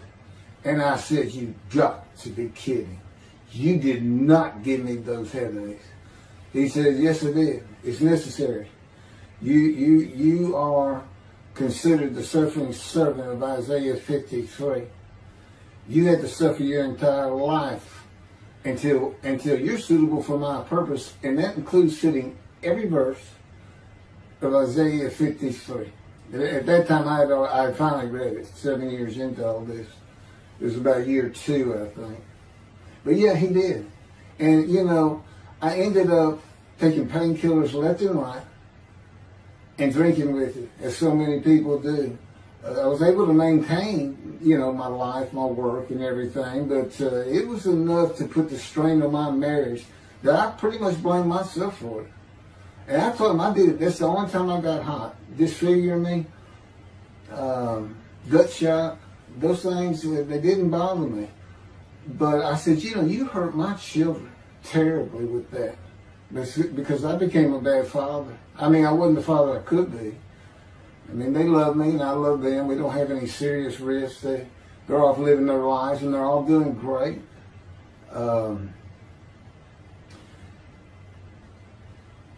But if they consider themselves anything, they're Christians. And although I don't think any of them are overtly religious, or that they're in church every Sunday or anything like that, but when I started going to the conservative synagogue here in town, and I told them I was converting to be Jewish, they're pretty much just that. Just saying I would be a Jew, I guess. I'm not sure that I didn't believe in Jesus. It was probably more of it, God says. But really haven't talked to them much at all in 7 or 8 years. But anyway, so God gave me the headaches just to make sure.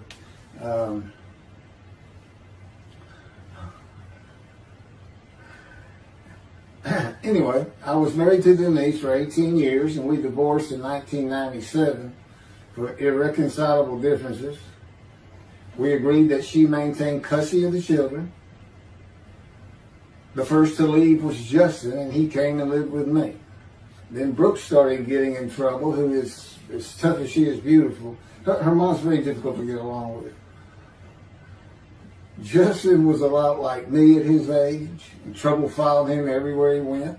Like me, he was hard to talk to, and like me, his getting out of high school was a coin flip. He's doing great. He learned the oil and gas landman business, and I helped him out as much as I could, and friends of mine helped him out even a lot more. And he's very successful now. Married, no children. Laura's married, no children. She's got a great job. And Brooke is married with 2 children. I have 2 grandchildren. Long life, see his children. You'll see what I'm talking about, long life, when I get to the lung cancer that God chose to crush me with. Something had to be done, and to make matters worse, Denise had met a man and they were going to get married. But he didn't want Brooke to be part of their new family, or Justin for that matter. He wasn't going to go stay with them anyway. Now, I had 2 of the children and she had 1, but all still in her custody according to the divorce decree. So anyway, I stopped paying child support on those 2, but had not gotten around to the proper revision of the divorce decree when I took Justin and Brooke with me to live on the Big Island, Hawaii. Laura came with us to visit for a month. This oversight on my part resulted in Denise and now her 3rd husband filing papers in divorce court for past child support for all 3 children, for the time I had begun paying her 1/3 of the original amount. I represented myself. I had 1 contempt of court and was locked up for a day, but I never had to pay that money. By verbal agreement, I sent Laura back exactly 1 month later. I could not leave her out, and I wanted her to see where her brother and sister would be living. They were all so close and protective of each other, and still are to this day. And she was so sad. One of the hardest and emotionally painful things I have ever done was put her on the plane back to Houston. I can't think of anything else. The backdrop to moving to Hawaii was my firm was in dire need of new work. But the oil and gas industry was down. It's always up and down. And my clients were not drilling. A landman I knew called and said his sister in Hawaii, a brilliant eye doctor, but not a good businesswoman, needed help resolving creditor issues stemming from her new offices and equipment purchases. I told him it was a good time for me, as things were slow, and who's going to turn down a free expense trip to the Big Island, Hawaii? So I went and took care of everything without charge, but of course everything was paid for. When I came back to live in Hawaii at the urging of the doctor that I had helped, who did not like the look of an abrasion on my chest, and it had been there for years, I was examined by a friend of hers, and it was cancer. I don't remember what the doctor called it. He removed it in surgery with a 6-inch diameter circular cut, and it was not malignant. I could practice in just about any area of the law, and all I had to do was pass the Hawaii bar exam, one of the toughest in the nation. While studying for the bar, my body, all at once, in a moment, told me something bad was wrong with me. I had been running, swimming, and riding my bike everywhere I went, letting Justin have the car, and had been feeling good and strong. In a moment's time, I was weak and sick while grocery shopping, and there was a pain in my belly and my abdomen. I did not know it, but a large tumor in my colon had burst through my colon, and I was bleeding internally. I did not go to a doctor, which I guess is my nature. That, and I did not have medical insurance. Anyone asking anyone for help unless things were at a critical stage, such as a bullet wound, was something I couldn't do. There's all kinds of personality disorders. I thought surely it would pass, and decided to just give it time and bear up to the abdominal and belly pain.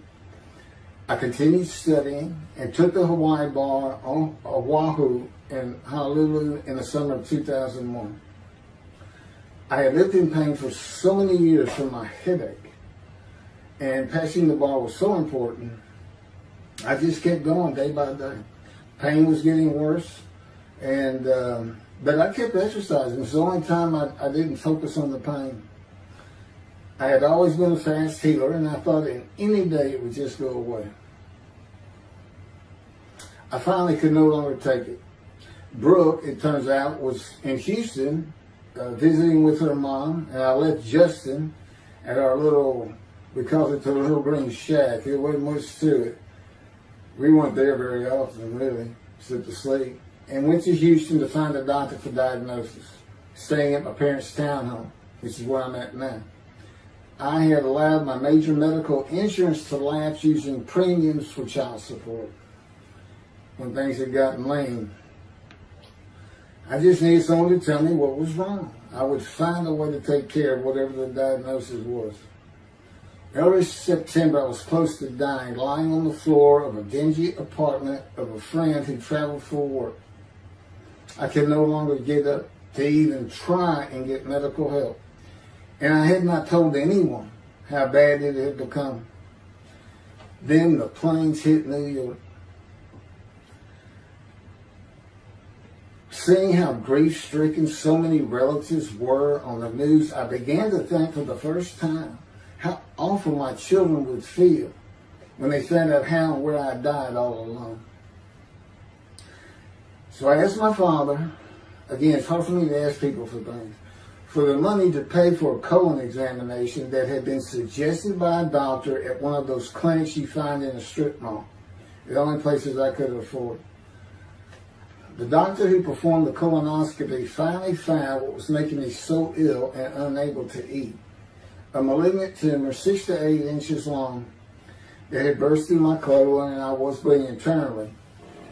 You know, I come out of anesthesia, partial anesthesia, and he's holding this picture, and there's this great big purple blob, and he says, I couldn't get the scope past this.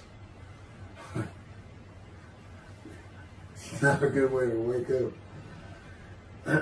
To say it crushed me in my life is an understatement. The pain, the weight loss, inability to eat, all I could do was drink calorie drinks.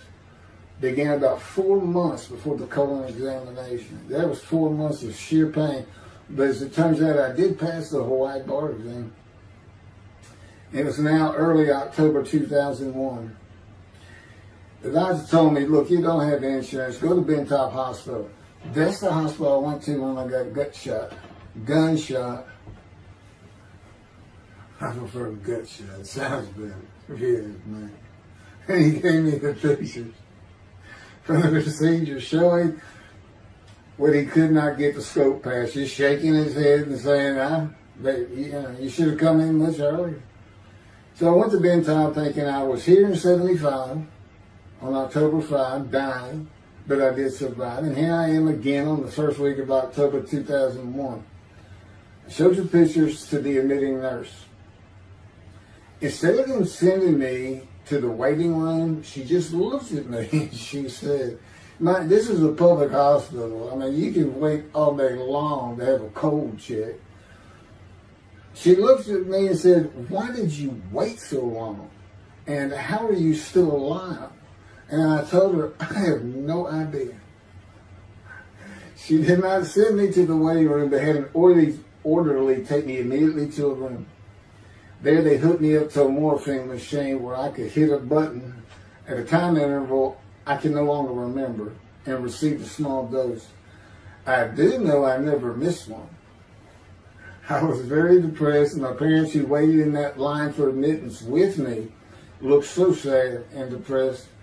It was not one of my better days, though I finally had some pain relief. Day after day, I lay there waiting for the next test they would run. It was during this time I received notification that Denise had filed papers in the divorce court to recover monies for the time I was taking care of 2 of the children. It's also when I received notification from Hawaii that I had passed the bar exam. So, Bentall Hospital, what a lifesaver. I mean, young surgeons in like Baylor University, medical schools, it's a prime position to get your hands on if you're going to be a surgeon, because you're in surgery all day long and all night long. As long as you can stand up, they're bringing people in. It's just a real hot spot in Houston, and a great hospital. But it's not a place you want to stay. You really don't. My doctor would come in and be out so fast, I never knew what was going on.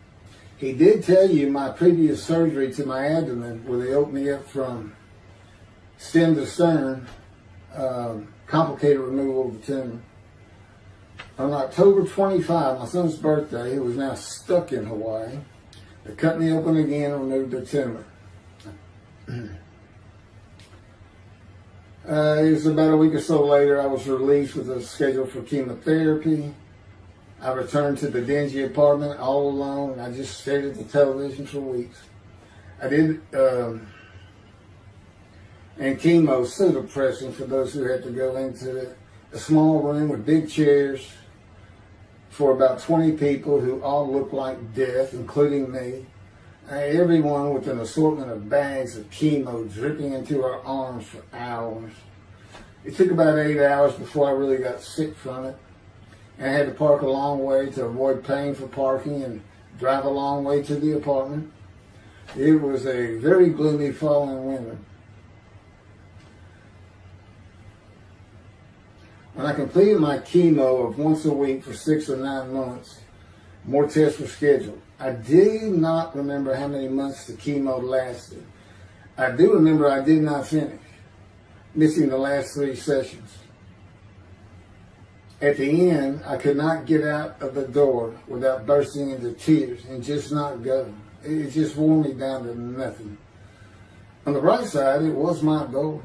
I had my own apartment called The Loft. It was brand new and very nice on a bayou close to downtown Houston with a running trail alongside it and lots of woods near Memorial Park, where I had been running a 3-mile circuit since high school. I returned to Bentall for follow-up tests, including x-rays of my chest, and the colon cancer had not returned then and to this day. The chest x-rays were another matter entirely. The doctor told me he had bad news and showed me the x-rays telling me the white spots I was seeing was cancer. They were everywhere. Lungs full of cancer, he said, at a stage I could not be treated with any success. My dad was with me, and I asked the doctor, well, what does that mean? And when he said you need to prepare for death, the look on my father's face was so sad and hurt at the same time I'll never forget. And we've been through some tough things in this house. Every house we've been in. It didn't affect me one bit. I did not feel anything. I was too beat down from the chemotherapy to care, I guess. God tells me I had a lot to do with that. And in fact, no matter what they said, I didn't think I was going to die. But I didn't know that. I just wasn't having that conscious thought. And God says he had a lot to do with that. And of course, he hadn't spoken to me yet. I had never seen a doctor for cancer or any other ailment since that day.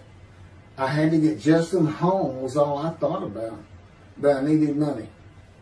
I found an old client that needed a title penny for a drill site well. I struggled through that and got my boy back to Houston. And it was tough. I was so weak. And it had been so long since I really had done any title work. And just going to pick the work up and visiting with the client was a major to-do for me. But we got there and I got Justin home and he went to live with some childhood friends. This was now 2002 and going into 2003. I just walked all over the running trails in the 3-mile loop at Memorial Park and in the woods day after day. I didn't think about dying, but I did I did not think about restarting my law practice either. I watched a lot of television and played video games. I watched the Tour de France for the first time and got inspiration from Lance Armstrong. I was still alive though, and the funny thing was my lungs never bothered me. I was never sick. It's because God had already removed it. After I got the news I was dying of lung cancer, He took them from me. That's what He tells me. And I don't have any symptoms. Well, as you'll see right here, in 2005, I picked up some title work here and there and made an office out of my loft. I bought my first motorcycle, soft-tailed lowrider Harley Davidson. First time in many years I was happy. I love riding that bike. In 2006, I did some landman work for standard day wages and began dieting and running.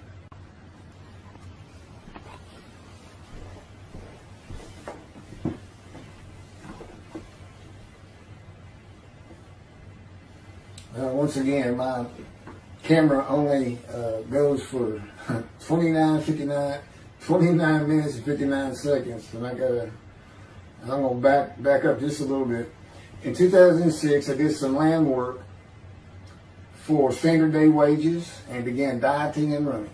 I had never been a swimmer in terms of training for it. I love the water and swimming, but I never trained with laps of different paces and various distances. Mostly because I was so slow, because of my right arm. I was reaching an age, though, where endurance in my running was more important than speed. And so endurance swimming was too. In Hawaii, I had seen the athletes come to Kailua Kona, where we lived and where the Ironman triathlon begins and ends. Matter of fact, my little green shack was just right on the route to where they start.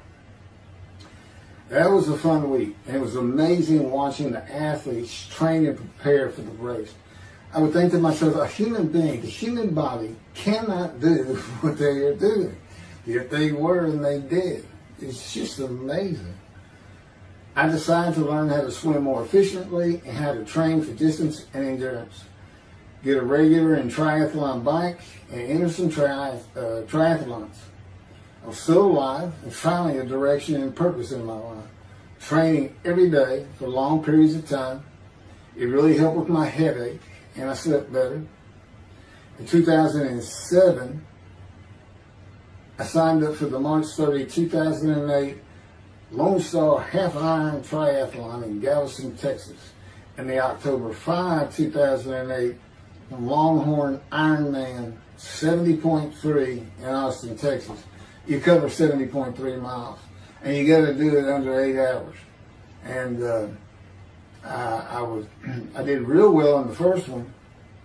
As far as my time, it's 7 hours and a little bit, but I barely made it without disqualification in the one in Austin, and it was primarily because of the hills. It's this very hilly area in central Texas, I guess. But I did make it, and swore I'd never do another one. But I did it after the first one too. It's tough. My insurance was still paying for my inability to work, primarily based on the headache and a diagnosis of PTSD. So I was not working, and I got real serious in training to swim the 1.2 miles in the ocean, and that would be in Galveston and in a lake in Austin, 56 miles on the bike, and a half marathon, 13.1 mile run. That's what I was able to do with a diagnosis in 2001 of lung cancer that could not even be treated, stage 4. And that's just about impossible. It would take a miracle of God for that to happen, because generally you're going to die within 1 year. They say if you get lucky with good medical treatment, you might make 5 years. But 1 year is the standard, if you can make it that long. That's my proof that I offered myself to guilt for God. Because you can't, it's not something provable. All you can do is show the result of that offer. And again, guilt's an emotion. I got way too many videos and everything to get too detailed on it. But that is the proof. You know, I got the colon cancer 20 years ago when the planes hit New York. And it was Oh, that was 2009, right. Too many things go through my mind when I start thinking about those cancer years. But God, He removed it. He had something for me to do, but that's verse 10. God chose to crush him with the disease. And as I've mentioned, the reason he chose that is to show that I was blemished, defective, could not possibly be an offer for sacrifice, because he knew what the Gentiles were going to do. They were going to put an unblemished lamb in there and call the Jewish people's Bible their own, and use the laws of Leviticus, not unlike Mr. Toby Singer and his 6 million blemished ram sacrifice by Hitler, the righteous servant of God. That's how that seems to read. He's welcome to, respond any way he wants to do that, but it's on the video, it's in the book, it's in quotes by him. It's from his midrash, from his site, and he said, share this with everybody. Everybody can take it and just share how great my knowledge is. Well, it's lacking in some areas. There's any question he's an intelligent man, but his reasoning capabilities, in my opinion, at least as to Isaiah 53, are severely wanting. I am that man. And God's going to give the Christians hell with it, and with me. Just like I just heard this for the first time on the video, when all of a sudden he had me say that Jesus announced he wasn't the man of Isaiah 53 on the cross, when he said, Father, Father, Father, why are you forsaking me? Because he was about to die. In Isaiah 53, who he thought he was, and he's not, who he didn't fit the verses, but he thought he was supposed to be exposed to death. They give him long life, so boldly he goes into the Roman Jerusalem and gets himself taken up. He's not worried. Delusional, yeah, maybe. But as far as I'm concerned, he's nothing but a story. He never existed. And the story starts with the Essenes of the Red Sea Scrolls and the teacher of righteousness. Real quick, I'll go over that. Here's the thing. Their founder is called the teacher of righteousness. Okay? They were great followers of Isaiah. They had the great scroll of Isaiah. They're prolific writers and copyists. They had their own gate at Jerusalem. The Essenes Gate. Now, the New Testament never mentions them. You got Pharisees, Sadducees, Essenes, but they never mention an Essene.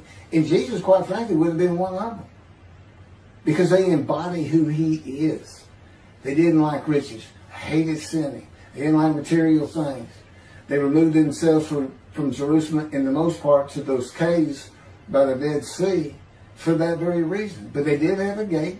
They still had people who would be there. And you know what they would do at the gates? Tell stories. That's what you do. You tell stories. And it is a great story. Here's this guy. He's connected with God. Back then they believed men were gods. Caesar was a god. Over in Egypt, you had the same thing going on. It's a common thought that men could be gods. And this story just springs up. And they didn't even question. They'd have gone and questioned it. I mean, they're sitting right front and center in Jerusalem. You think they didn't hear this man walking on water, raising the dead, feeding 5,000 with 2 fish and 5 loaves? Turning water to wine. That alone, Rome would have said, Caesar would have said, he does what? He turns water to wine. Bring him to me. Don't touch a hair on his head. You don't kill the man who turns water to wine. You send him out with your armies. Make your men happy. It's there's so many ridiculous aspects to it. Most particularly, God performed a human sacrifice for the sinning Gentiles. He's left the sinning Jews for the sinning Gentiles. But he gives them an out, these Gentiles, not his chosen. He gives them an out. I know, I'm going to kill my son for you. So that you'll be forgiven of violating my commandments and laws. If anybody knows God, and the Jews do, and I know him like nobody's business, that's not him. That's not him. I mean, he told the Jews, I'm never going to leave you, but I will punish you. Now, that's him. That's him. And he'll put you through hell just to make you a better person, a better people. And he has no plans of changing that. He's not going to change the minds and the thinking of billions of people to make them love the Jew. He's just not going to do it. And the practicality is, he didn't create man for him to even be able to do that. Now, he could have created humanity where he could do that. He could change the mind of everybody at the same time. But I'll tell you on this, he's been working on my mind for 13 years. It is one brutal cock bump. It's a very one-on-one affair. Now, he says, now, I could just kill everybody. I mean, that's easy enough. That's easy. I could just kill everyone. But he said, that's not, you know, it's all about this. You got to know how to read the Bible. It's written for antiquity first, and the Dark Ages, and then the Age of Enlightenment. I mean, basically, he's saying you've got to go back over it. You've got to check these guys. You got to check Rambam and his speech. God's going to make the world speak Hebrew, or yeah, they will be the pure speech. You got to check some of this stuff. And I read Rashi's, I went through his Isaiah 53 Midrash, and all I can say is very unimpressed. I've seen what he has to say in Malachi. He didn't pick up on any of this. He didn't know what the angel of the Lord is, the angel of the covenant that you desire. He doesn't know how Moses goes by a burning bush that's not consumed. The angel of the Lord is in there, and God speaks. I do. To me, it's just like, well, you just get some basic concepts, and all of a sudden, and quite frankly, it'll open up the scripture to the Jews. They can put the Talmud aside for a little while. But I will say this. God says, if you can study it, study it. There's all kinds of great things in it. Just be real careful about what you teach from it. And it's useful for heaven. If you like to talk about Talmud as a scholar with other Jews who may very well be in a scroll of remembrance with you, you can meet up with them. You'll see them in the meeting places, have them over to your room. Y'all can watch the new earth being created and the new peoples of God chosen, and watch the evolution of the chosen people. And humanity, the same as this one. God says, why would I change it?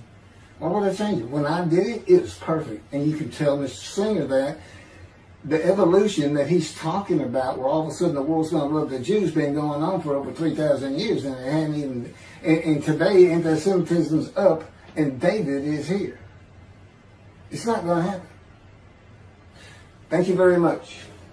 I will be doing. Was that 5 and 6? Yeah, that was 5 and 6. Now the book picks up at chapter 7. It's on a video when God first speaks to me. And it's very interesting. And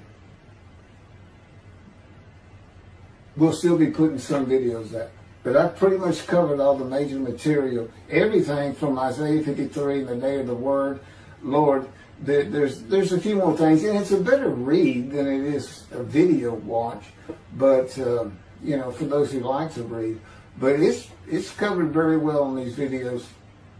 And now that I put in the personal part in, which is to show how I fit Isaiah 53, and you see the difference in my life. Now that's a life of suffering. That's a life of pain. That's a life of familiar with disease. They say, gee, well, he died on the cross. He was scourged.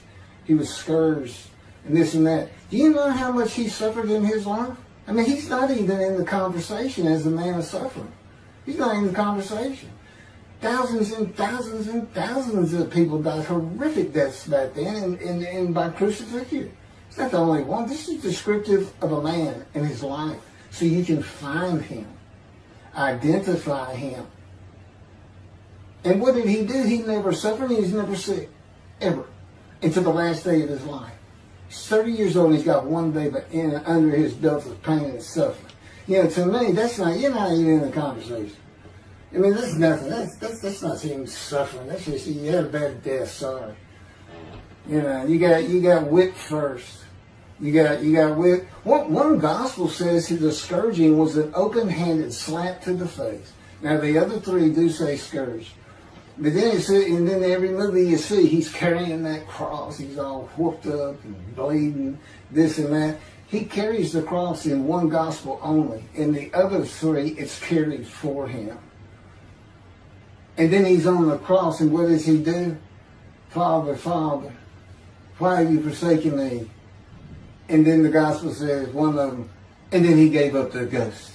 He gave up and died. I laid in the back of an ambulance for 8 hours, doing everything I could in my power to stay alive. Just gave up the ghost. There's another video where we make that a little bit more humorous. Anyway, thank you for listening, and I guess that's it. Thank you.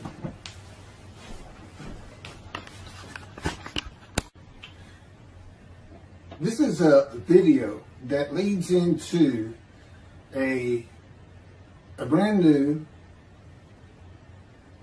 very distinct, not heard from before, commentary on Isaiah 53, which begins actually in Isaiah 52. It's comprised of 7 videos I put together in the last month or so, and I'm just putting them all together with a lead-in video explaining these things and why it's so new, novel, and has such a different view of the scripture from that which Judaism teaches regarding a messianic era when David comes, the descendant of David. They often refer to him as King Moshiach. Moshiach means the anointed one. And you'll get the idea from the title of this video real quick. God speaks to an atheist. And it began like this. The doctors who gave me 1 month to live from lung cancer in 2002 that developed from my colon cancer metastasizing would have been surprised that I was still alive, to say the least. I had stopped thinking about the lung cancer years before. The white spots in the x-rays that filled my lungs, like the stars in the night, did not inhibit my breathing or slow me down in any way. At this point in time, I'm training for my first triathlon. And I didn't start small. I did a half Ironman. It's 1.2 miles swimming in an ocean, 55-mile bike ride, and half marathon, 13 miles. They call it the 90.3. One Saturday in the fall of 2007, I was cooking lunch in my small kitchen, post-divorce, and at the stove, when God said, from just a little behind me, as though somebody was speaking to me right here, and above my right shoulder, which is this figure, wash your hands. I turned around to the sink, washed my hands, and turned back to the stove. Now understand, I've been an atheist for 50 years. I mean, I completely denied the existence of God. And then from right here, a small, quiet voice, like an account they had with Elijah at the cave, said, wash your hands. And I simply turned around, washed my hands, and went back to the stove. I didn't say a word to him. I didn't even keep thinking about it. I just did it. That was it. It was as though he had always been there. Just as to Adam. That's what I liken it to. And he dictated this to me. This is from my book, the book of my life that God dictated to me. It's called The Righteous Servant of God of Isaiah 53. No, the life of God's righteous servant of Isaiah 53. And he put it together. And he did it because he actually came to me, as Jeremiah would say, in the womb. But in my first year of life, and like Ezekiel, lit and entered me.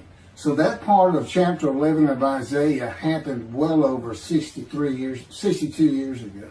That's when that happened. That's when Moshiach was here. For all these rabbis and commentators who have been saying, he's here, no, he's here.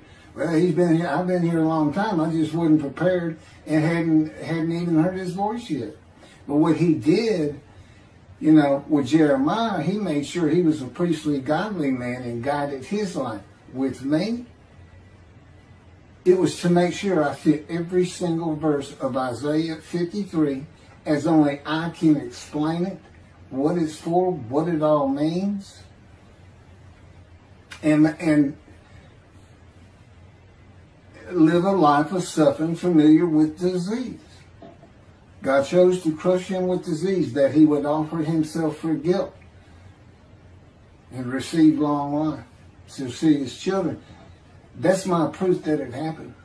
They told me 20 years ago, we can't treat this lung cancer. It's too advanced. You're going to die. And you're going to die real soon. You need to prepare for it. And it did crush my life. I stopped working. I just kept waiting to die. And I didn't die now. I'm training at this point in 2007. I'm training for a triathlon. I finally said the heck with it all. And that's the proof. Crushed with disease, exposed to death. That's in verse 12. Exposed to death. And here I am. 20 years later, still going. Hadn't seen a doctor since. Never received any treatment, which is unheard of with lung cancer. And I had colon cancer before that, and I had skin cancer. I'm a man familiar with disease, that God chose to crush the disease. And these 7 videos put together as one. Obviously, I wouldn't ask or want, and I couldn't do it, to listen to them all at one time. But I know you can mark your spots and everything. But it was spread out in 7 different videos, and I thought, well, the next video I'll do, I'll have a preamble to it and explain. This is not fooling around. Once you learn my version, which comes from God, of when Moshiach comes, the day of the Lord, which is left out of the Messianic era. But if you ignore me, God says, as my role as Elijah, God says, when he does return to his temple suddenly, it's going to be with, and it's not there, it's going to be with utter destruction to the land. Okay, all this is explained, so I'm not going to keep going in detail and carry on with God first speaking to me, but it was as what Adam would have felt like. This is natural. I mean, to him, you know, having somebody speaking to him from above him, from up here, from within him, it's perfectly natural. And he wouldn't be falling down in reverence and I'm not worthy and all that. It would just be, this person's always talking to me and telling me what to do. The fact that he doesn't see him wouldn't probably enter into his mind. Just, you know, that's just the natural order of the world for Adam and me. Particularly today, 13 years later. Still in God's fire of refinement, preparing me. And now we have the books, they're unpublished. Jewish publisher, Christian publishers, I dare not even send it to them. Because how harsh I am on Jesus Christ, who said he was the man of Isaiah 53. And it's because of him I had to get crushed with cancer. That's what that's all about. God doesn't have to crush you to make you offer yourself for guilt. He just seized Ezekiel and put him through the fire of refinement, the anguish of it, and sent him off to be a prophet to the Assyrian, Babylonian exiles, of which he was one, actually. Ezekiel, the book of Ezekiel is the key to Isaiah 53. That's my backup. See, God, these videos, everything, the way where he put angel of his presence and Holy Spirit, that Judaism doesn't recognize. A host of the Lord's host. It's in the book of Joshua, one time.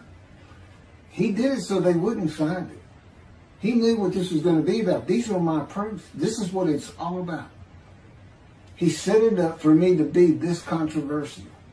You just got to take the Messianic era of Judaism and toss it out the window. And you'll understand why, when God has me explain it to you. He controls everything I do, think, and say.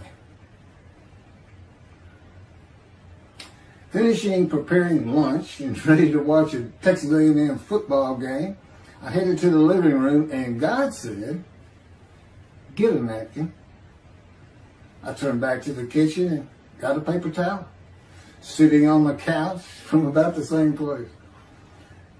Sitting on the couch with the television on and my plate in my lap, God said, get your TV tray.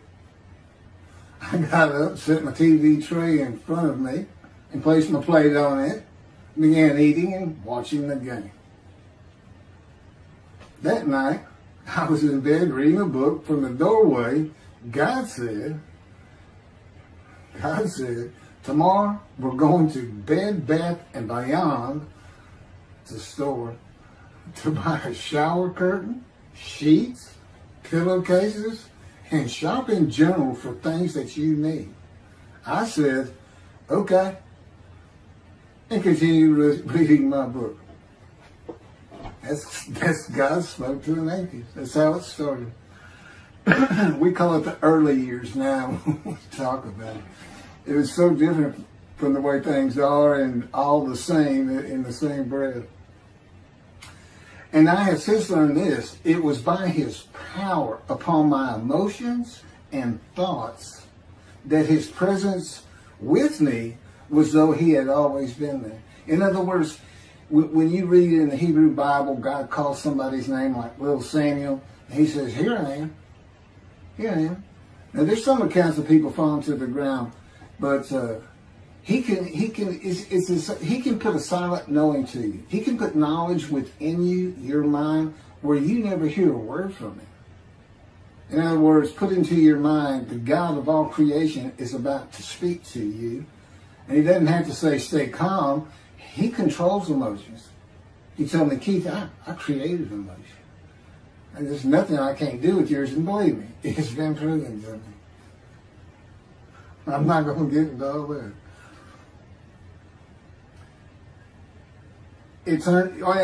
This story goes on. It turns out he had been like Jeremiah from the womb when he passed by that. I've never been affiliated with any church or synagogue. I've never had any teaching from yeshiva or seminary. Throughout my life, I did not. But let's put it this way. I was the actual opposite of Jesus Christ. Actual opposite. I'm a sinner. You know, I mean, he took me back. He said, look, you know, because I said, well, I wasn't that bad of a sinner. What? He said, really? Here we go off in vision like the story of Scrooge and the Ghost of Christmas Past. I started getting smart with him. This is us talking friend to friend. I can talk to him like he's just a buddy sometimes. There is a line I know not to cross. I said, why would you call that a sin? Why is that a sin? He said, Keith, it's a sin. You lied. I said, yeah, but if I didn't lie, I was going to jail. He said, but that don't make it good. I said, well, which comes first? Going to saving yourself? Or lying? And so what? I didn't believe in you anyway. I wasn't worried about going to hell either. It's just, I didn't think about those things. He tells me, man, I didn't let you. That's why I was with you from the get-go. He wanted me to be fresh. No preordained, settled in thoughts and beliefs on anything. And of course, I grew up in Texas for the most part, so it would have been Christianity. I didn't associate with anybody who was religious. I didn't even know what the term Jesus freak meant. I didn't even know that Jesus died for my sins, supposedly, under their theology.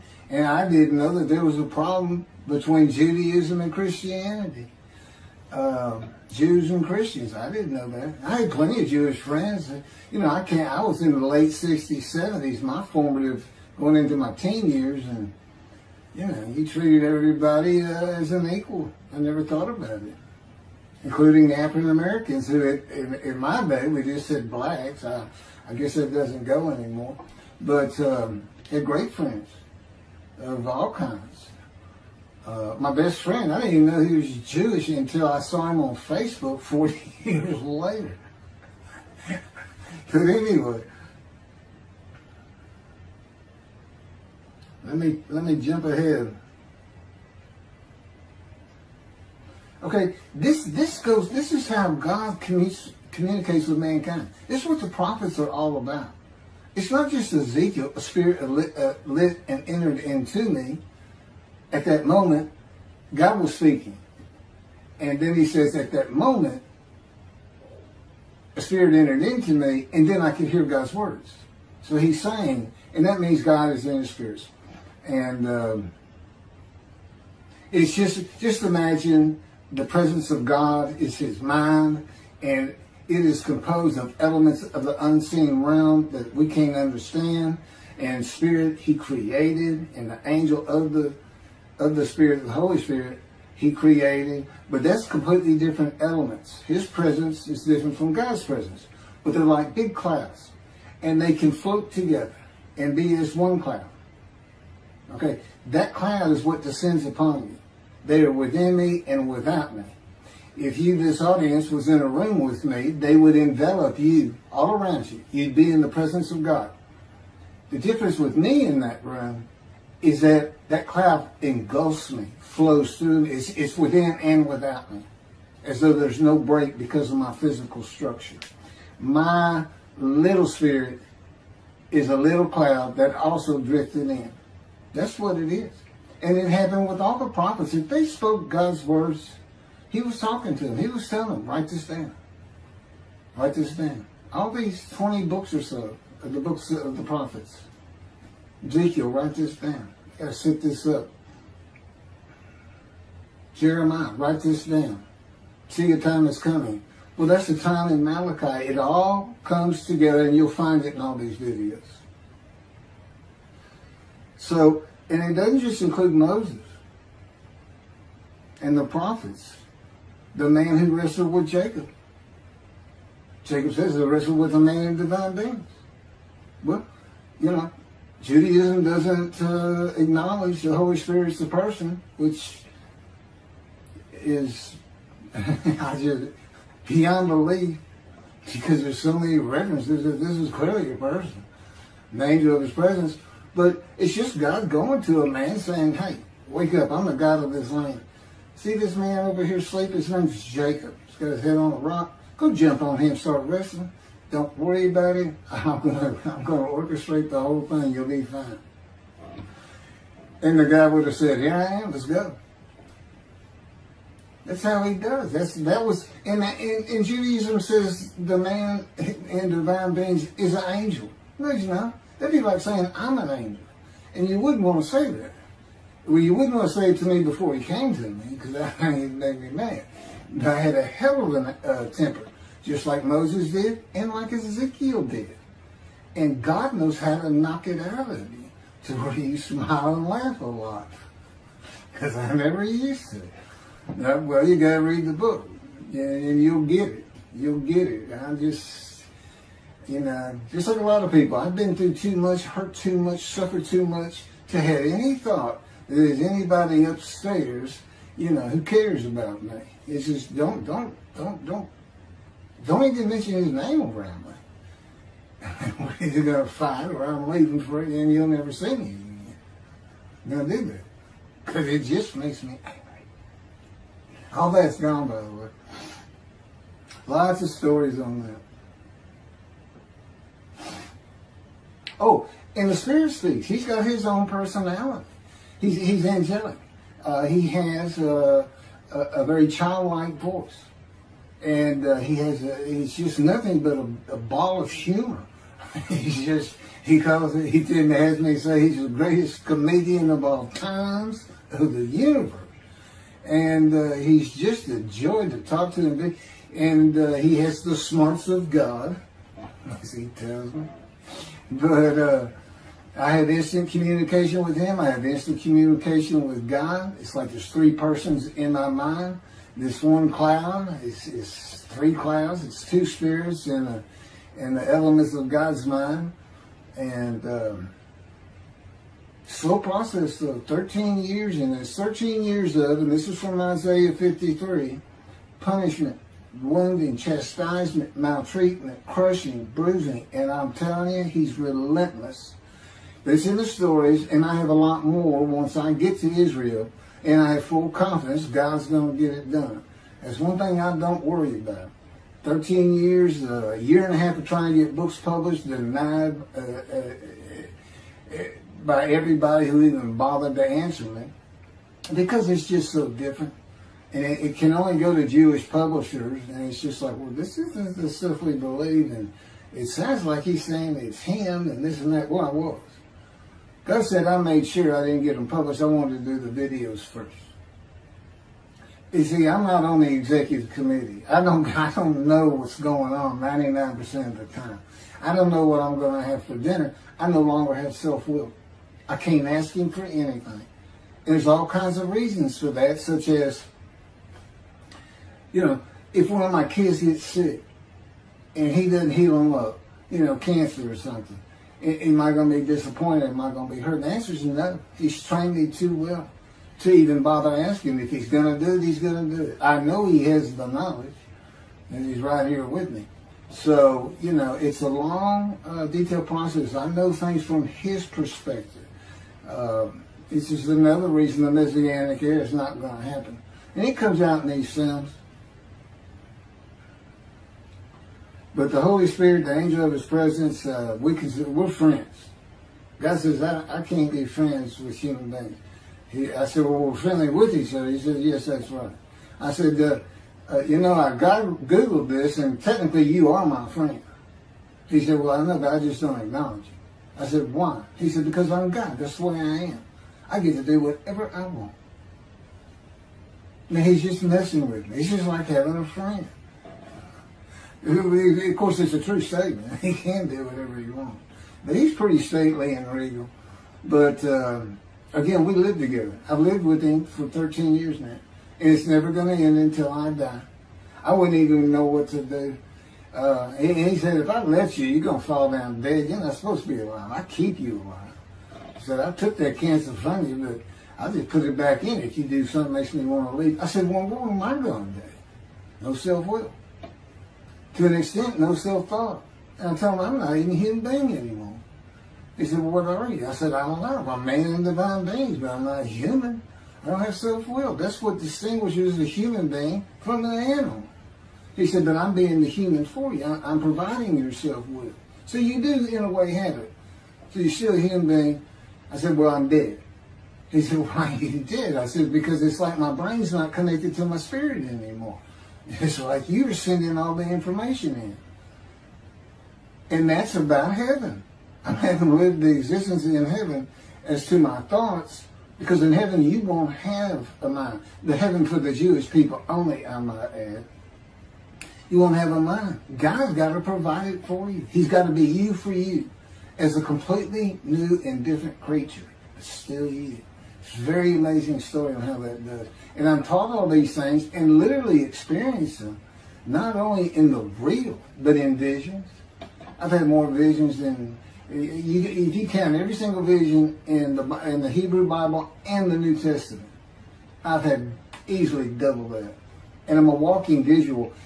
God's communication, and this actually shows up in the story of Moses. He won't let me tell right now. But he puts images in your mind. Instead of saying a sentence, you get something in your mind, a picture. Anyway, I call it visuals. And you can be wide awake for those. And I can be in vision wide awake. Okay, so we finished our shopping. Shower curtains and everything. And God said, let's go to the bookstore and get you a Tanakh. To which I replied, well, what's a Tanakh? I didn't Hebrew Bible, okay. Well, I know the Holy Bible, the New Testament and Old Testament. And on we go. I'm starting to learn for the first time. At Barnes & Noble's, we looked at all the Hebrew Bibles and purchased the Jewish Publication Society's Tanakh, the Holy Scriptures, which is a translation that began in 1956. It was published in 85. Men who spent 30 years on the Leningrad Codex, the oldest Hebrew Bible in existence. They started from scratch. I hear these rabbis and people saying, well, I know what these translations are, this and that, and this, and God says, just go where the JP is. They hit it right just about every single time. I've only found one thing that I don't understand how they missed it, but it's in 53. This is the 1985 edition. That's the best translation you can get out there. And I don't just hear God speak to me. His presence is heavy. And I'm also, it says he pinned Ezekiel's arms behind his back with his cords of power. And by his cords of power, Ezekiel could not leave his house. That's in Isaiah 53. He took him from the land of the living. Took him from society. The man of Isaiah 53 lives, so he's taken from society, but that doesn't, from the land of the living, that doesn't mean he died. And there's no crucifixion in 53. So you start to see how Ezekiel is so important in this, and that's where you find out about the covenants of friendship that come with God in the day of the Lord when Moshiach comes. Again, you don't hear anything about it in this Messianic era. I'll tell you this. I think the Jewish people are going to like this better. I think throwing out all that rubbish Judaism has been teaching from back in antiquity, that's where they're stuck, and see what's really going to happen with God coming back, a man in divine beings, with the capabilities of Moses, Elijah, the descendant of David. All their attributes, are in me. I can be each and every one of them, and I can be all four of them at one time. And God can speak through me. So, it's going to be fun. And he wants his temple rebuilt. That's the purpose of Isaiah 53. It says, a purpose which might prosper of God. But he doesn't tell us what the purpose is. Well, we find it in Malachi 3. I'm sending my messenger before me to clear the way for me, and I shall return to my temple suddenly. But the covenant that comes with David says, I'm going to place my sanctuary amongst you. He already knows it's not going to be there. And then we have Elijah in Malachi 3. Well, he's got a purpose that might prosper. And if it doesn't, God comes with utter destruction to the land. And again, you don't hear it with the Messianic era. Utter destruction to the land. There's 7 million Israeli Jews. How can you not read that and go, that sounds an awful lot like I'm going to raise up armies against you? How can you just ignore that? Well, anyway, we're getting it fixed up. And the purpose that might prosper, I never believed that. I think that just hooks the man of the righteous servant of God of 53. I think that puts him with, he's got the same purpose as Elijah. Elijah's supposed to bring the families back together through the laws and teachings God gave Moses, or being mindful of them. That's the new covenant. It's an amendment. It's an amendment that also has a new inclusion of sin forgiveness. Over the last 63 years, God's presence has resided in Texas, Louisiana, Florida, and Hawaii. And he is more than ready to return to his land, Israel. Because wherever I am is where his presence is, and those are all the different states I lived in over this time period. Wherever I go. As a matter of fact, if you see me in Israel down at the old city or down at Tel Aviv, you can turn to your friend and say, hey, I know where God is. I said, really? I thought he left. Some people say he died. He said, no, you see that guy over there? He's all around that guy. And some say inside too. That's what it's going to be like. God says, when we get to Israel, we're never leaving again. I said, I wanted to see Great Britain. He said, it's like, did you just ask for something?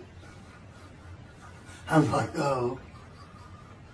Yeah, that's good. I hope I fry if I hit the border and cross over. I hope I just burn up, bust in a combustible flame. But anyway, that's where he wants to be. And I'm assured he's going to get there. This purpose that might prosper, again, I think it just shows the purpose of the righteous servant and a purpose of Elijah. Because he knew I was going to be teaching. There's only, in the day of the Lord, as you would imagine, he wants to have all the prophecies fulfilled, be done with the prophecies. And there's only a handful, 4 men to come that we've never seen. The descendant of David, prophet like Moses, Elijah, and of course the righteous servant. We only have one description. Even the sages knew you got to have a description of the descendant of David. It's Isaiah 53. They called him in the Babylonian Talmud the leper scholar. You'll see me referencing it on just about every video. In other words, I'm saying, look, it's not Jesus, it's not the people Israel is taught today. It's this guy from the Talmud that just hadn't come yet. You just didn't have a man that fit the description. Well, you do now. And 2 covenants. The friendship covenant, which is actually in 2 parts, Ezekiel 34 and Ezekiel 37. One part of which is, I'm going to put my sanctuary amongst my people. And the other part, interesting enough, has to do with the land blooming again, which is Jeremiah 31. See, a time is coming, the land will bloom again. See, a time is coming. The cities, after desolation of many years, 2,000 plus actually, will be restored and Jerusalem rebuilt. And the Jews shall never be defeated again. Okay, now we just talked about utter destruction likened to armies being raised. But here it is in this friendship covenant, Jerusalem being rebuilt. If that's done, then you'll never be defeated again.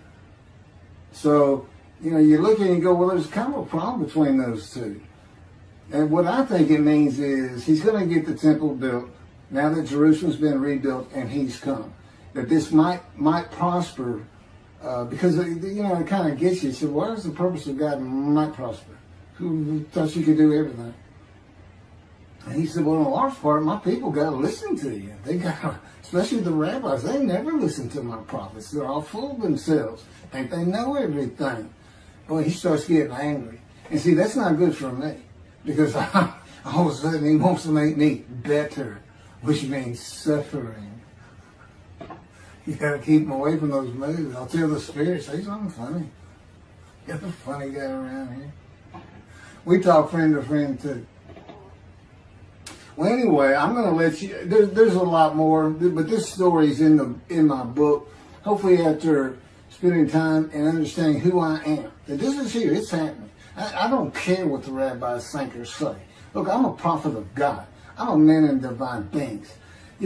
If I say something contrary to what they think and say and believe, they're wrong automatically. It's a given because God is the one telling me all these things. It's His book. They're wrong automatically. And He is livid that I'm having this problem with Isaiah 53 being the people Israel. Well, it's in the videos, but you ought to see the arguments they really put back before that for Isaiah 53:10 and other verses. Rabbi Tovia Singrav's Judaism, he went Christian. The Christians went to the laws of Leviticus, animal sacrificial laws, and said Jesus is the unblemished lamb. That's why, and they're using, Leviticus where you could offer a lamb and for unintentional sins, but nevertheless, they turned it into he was a human sacrifice, which he says himself. He says, God no longer wants bulls and goats for sin. He's prepares my body for sacrifice. These human sacrifices, and God made the sacrifice to Gentiles so they didn't have to obey His commandments and laws. From an atheist who comes in with no religious background, I read that and I look up face to face with God wherever He is at that moment. And I say, you got to be kidding me. People believe this? He said about 2 billion right now. He said, I'm not going to bother trying to tell you how many there's been in 2,000 years. God made a human sacrifice to me so I can go to heaven and I can go kill somebody if I want to. I can go rob, so I can go beat my wife and my kids. I accept Jesus again. God was teaching me the New Testament, and this guy at one of these mega churches came up to me and says, you know, if you do accept Jesus Christ, you're not just forgiven of all sins that you have committed. You're forgiven of every sin you're going to do in the future. I said, really? He said, yes, really. He said, Jesus knows you're going to do it, and he already forgave you. I said, what? Okay. So, if you're a Christian, you can just sin all the time, because Jesus knew you were going to do it. I hadn't actually heard that taught, but that's the effect of it. Okay. This year in Jerusalem. Enjoy the books. Don't try to listen to the videos. Don't try to watch them all at one time. But what I did is I put them together for you in the order they should be. And I just thought it'd be easier. And we're kind of coming to the end of our videotaping for a little while, it seems like. Again, I'm not on the executive committee with God and His Spirit. I never really know what we're going to do next. And the books are at keithmccarty.wordpress.com. You can find that on my YouTube channel. I guess that's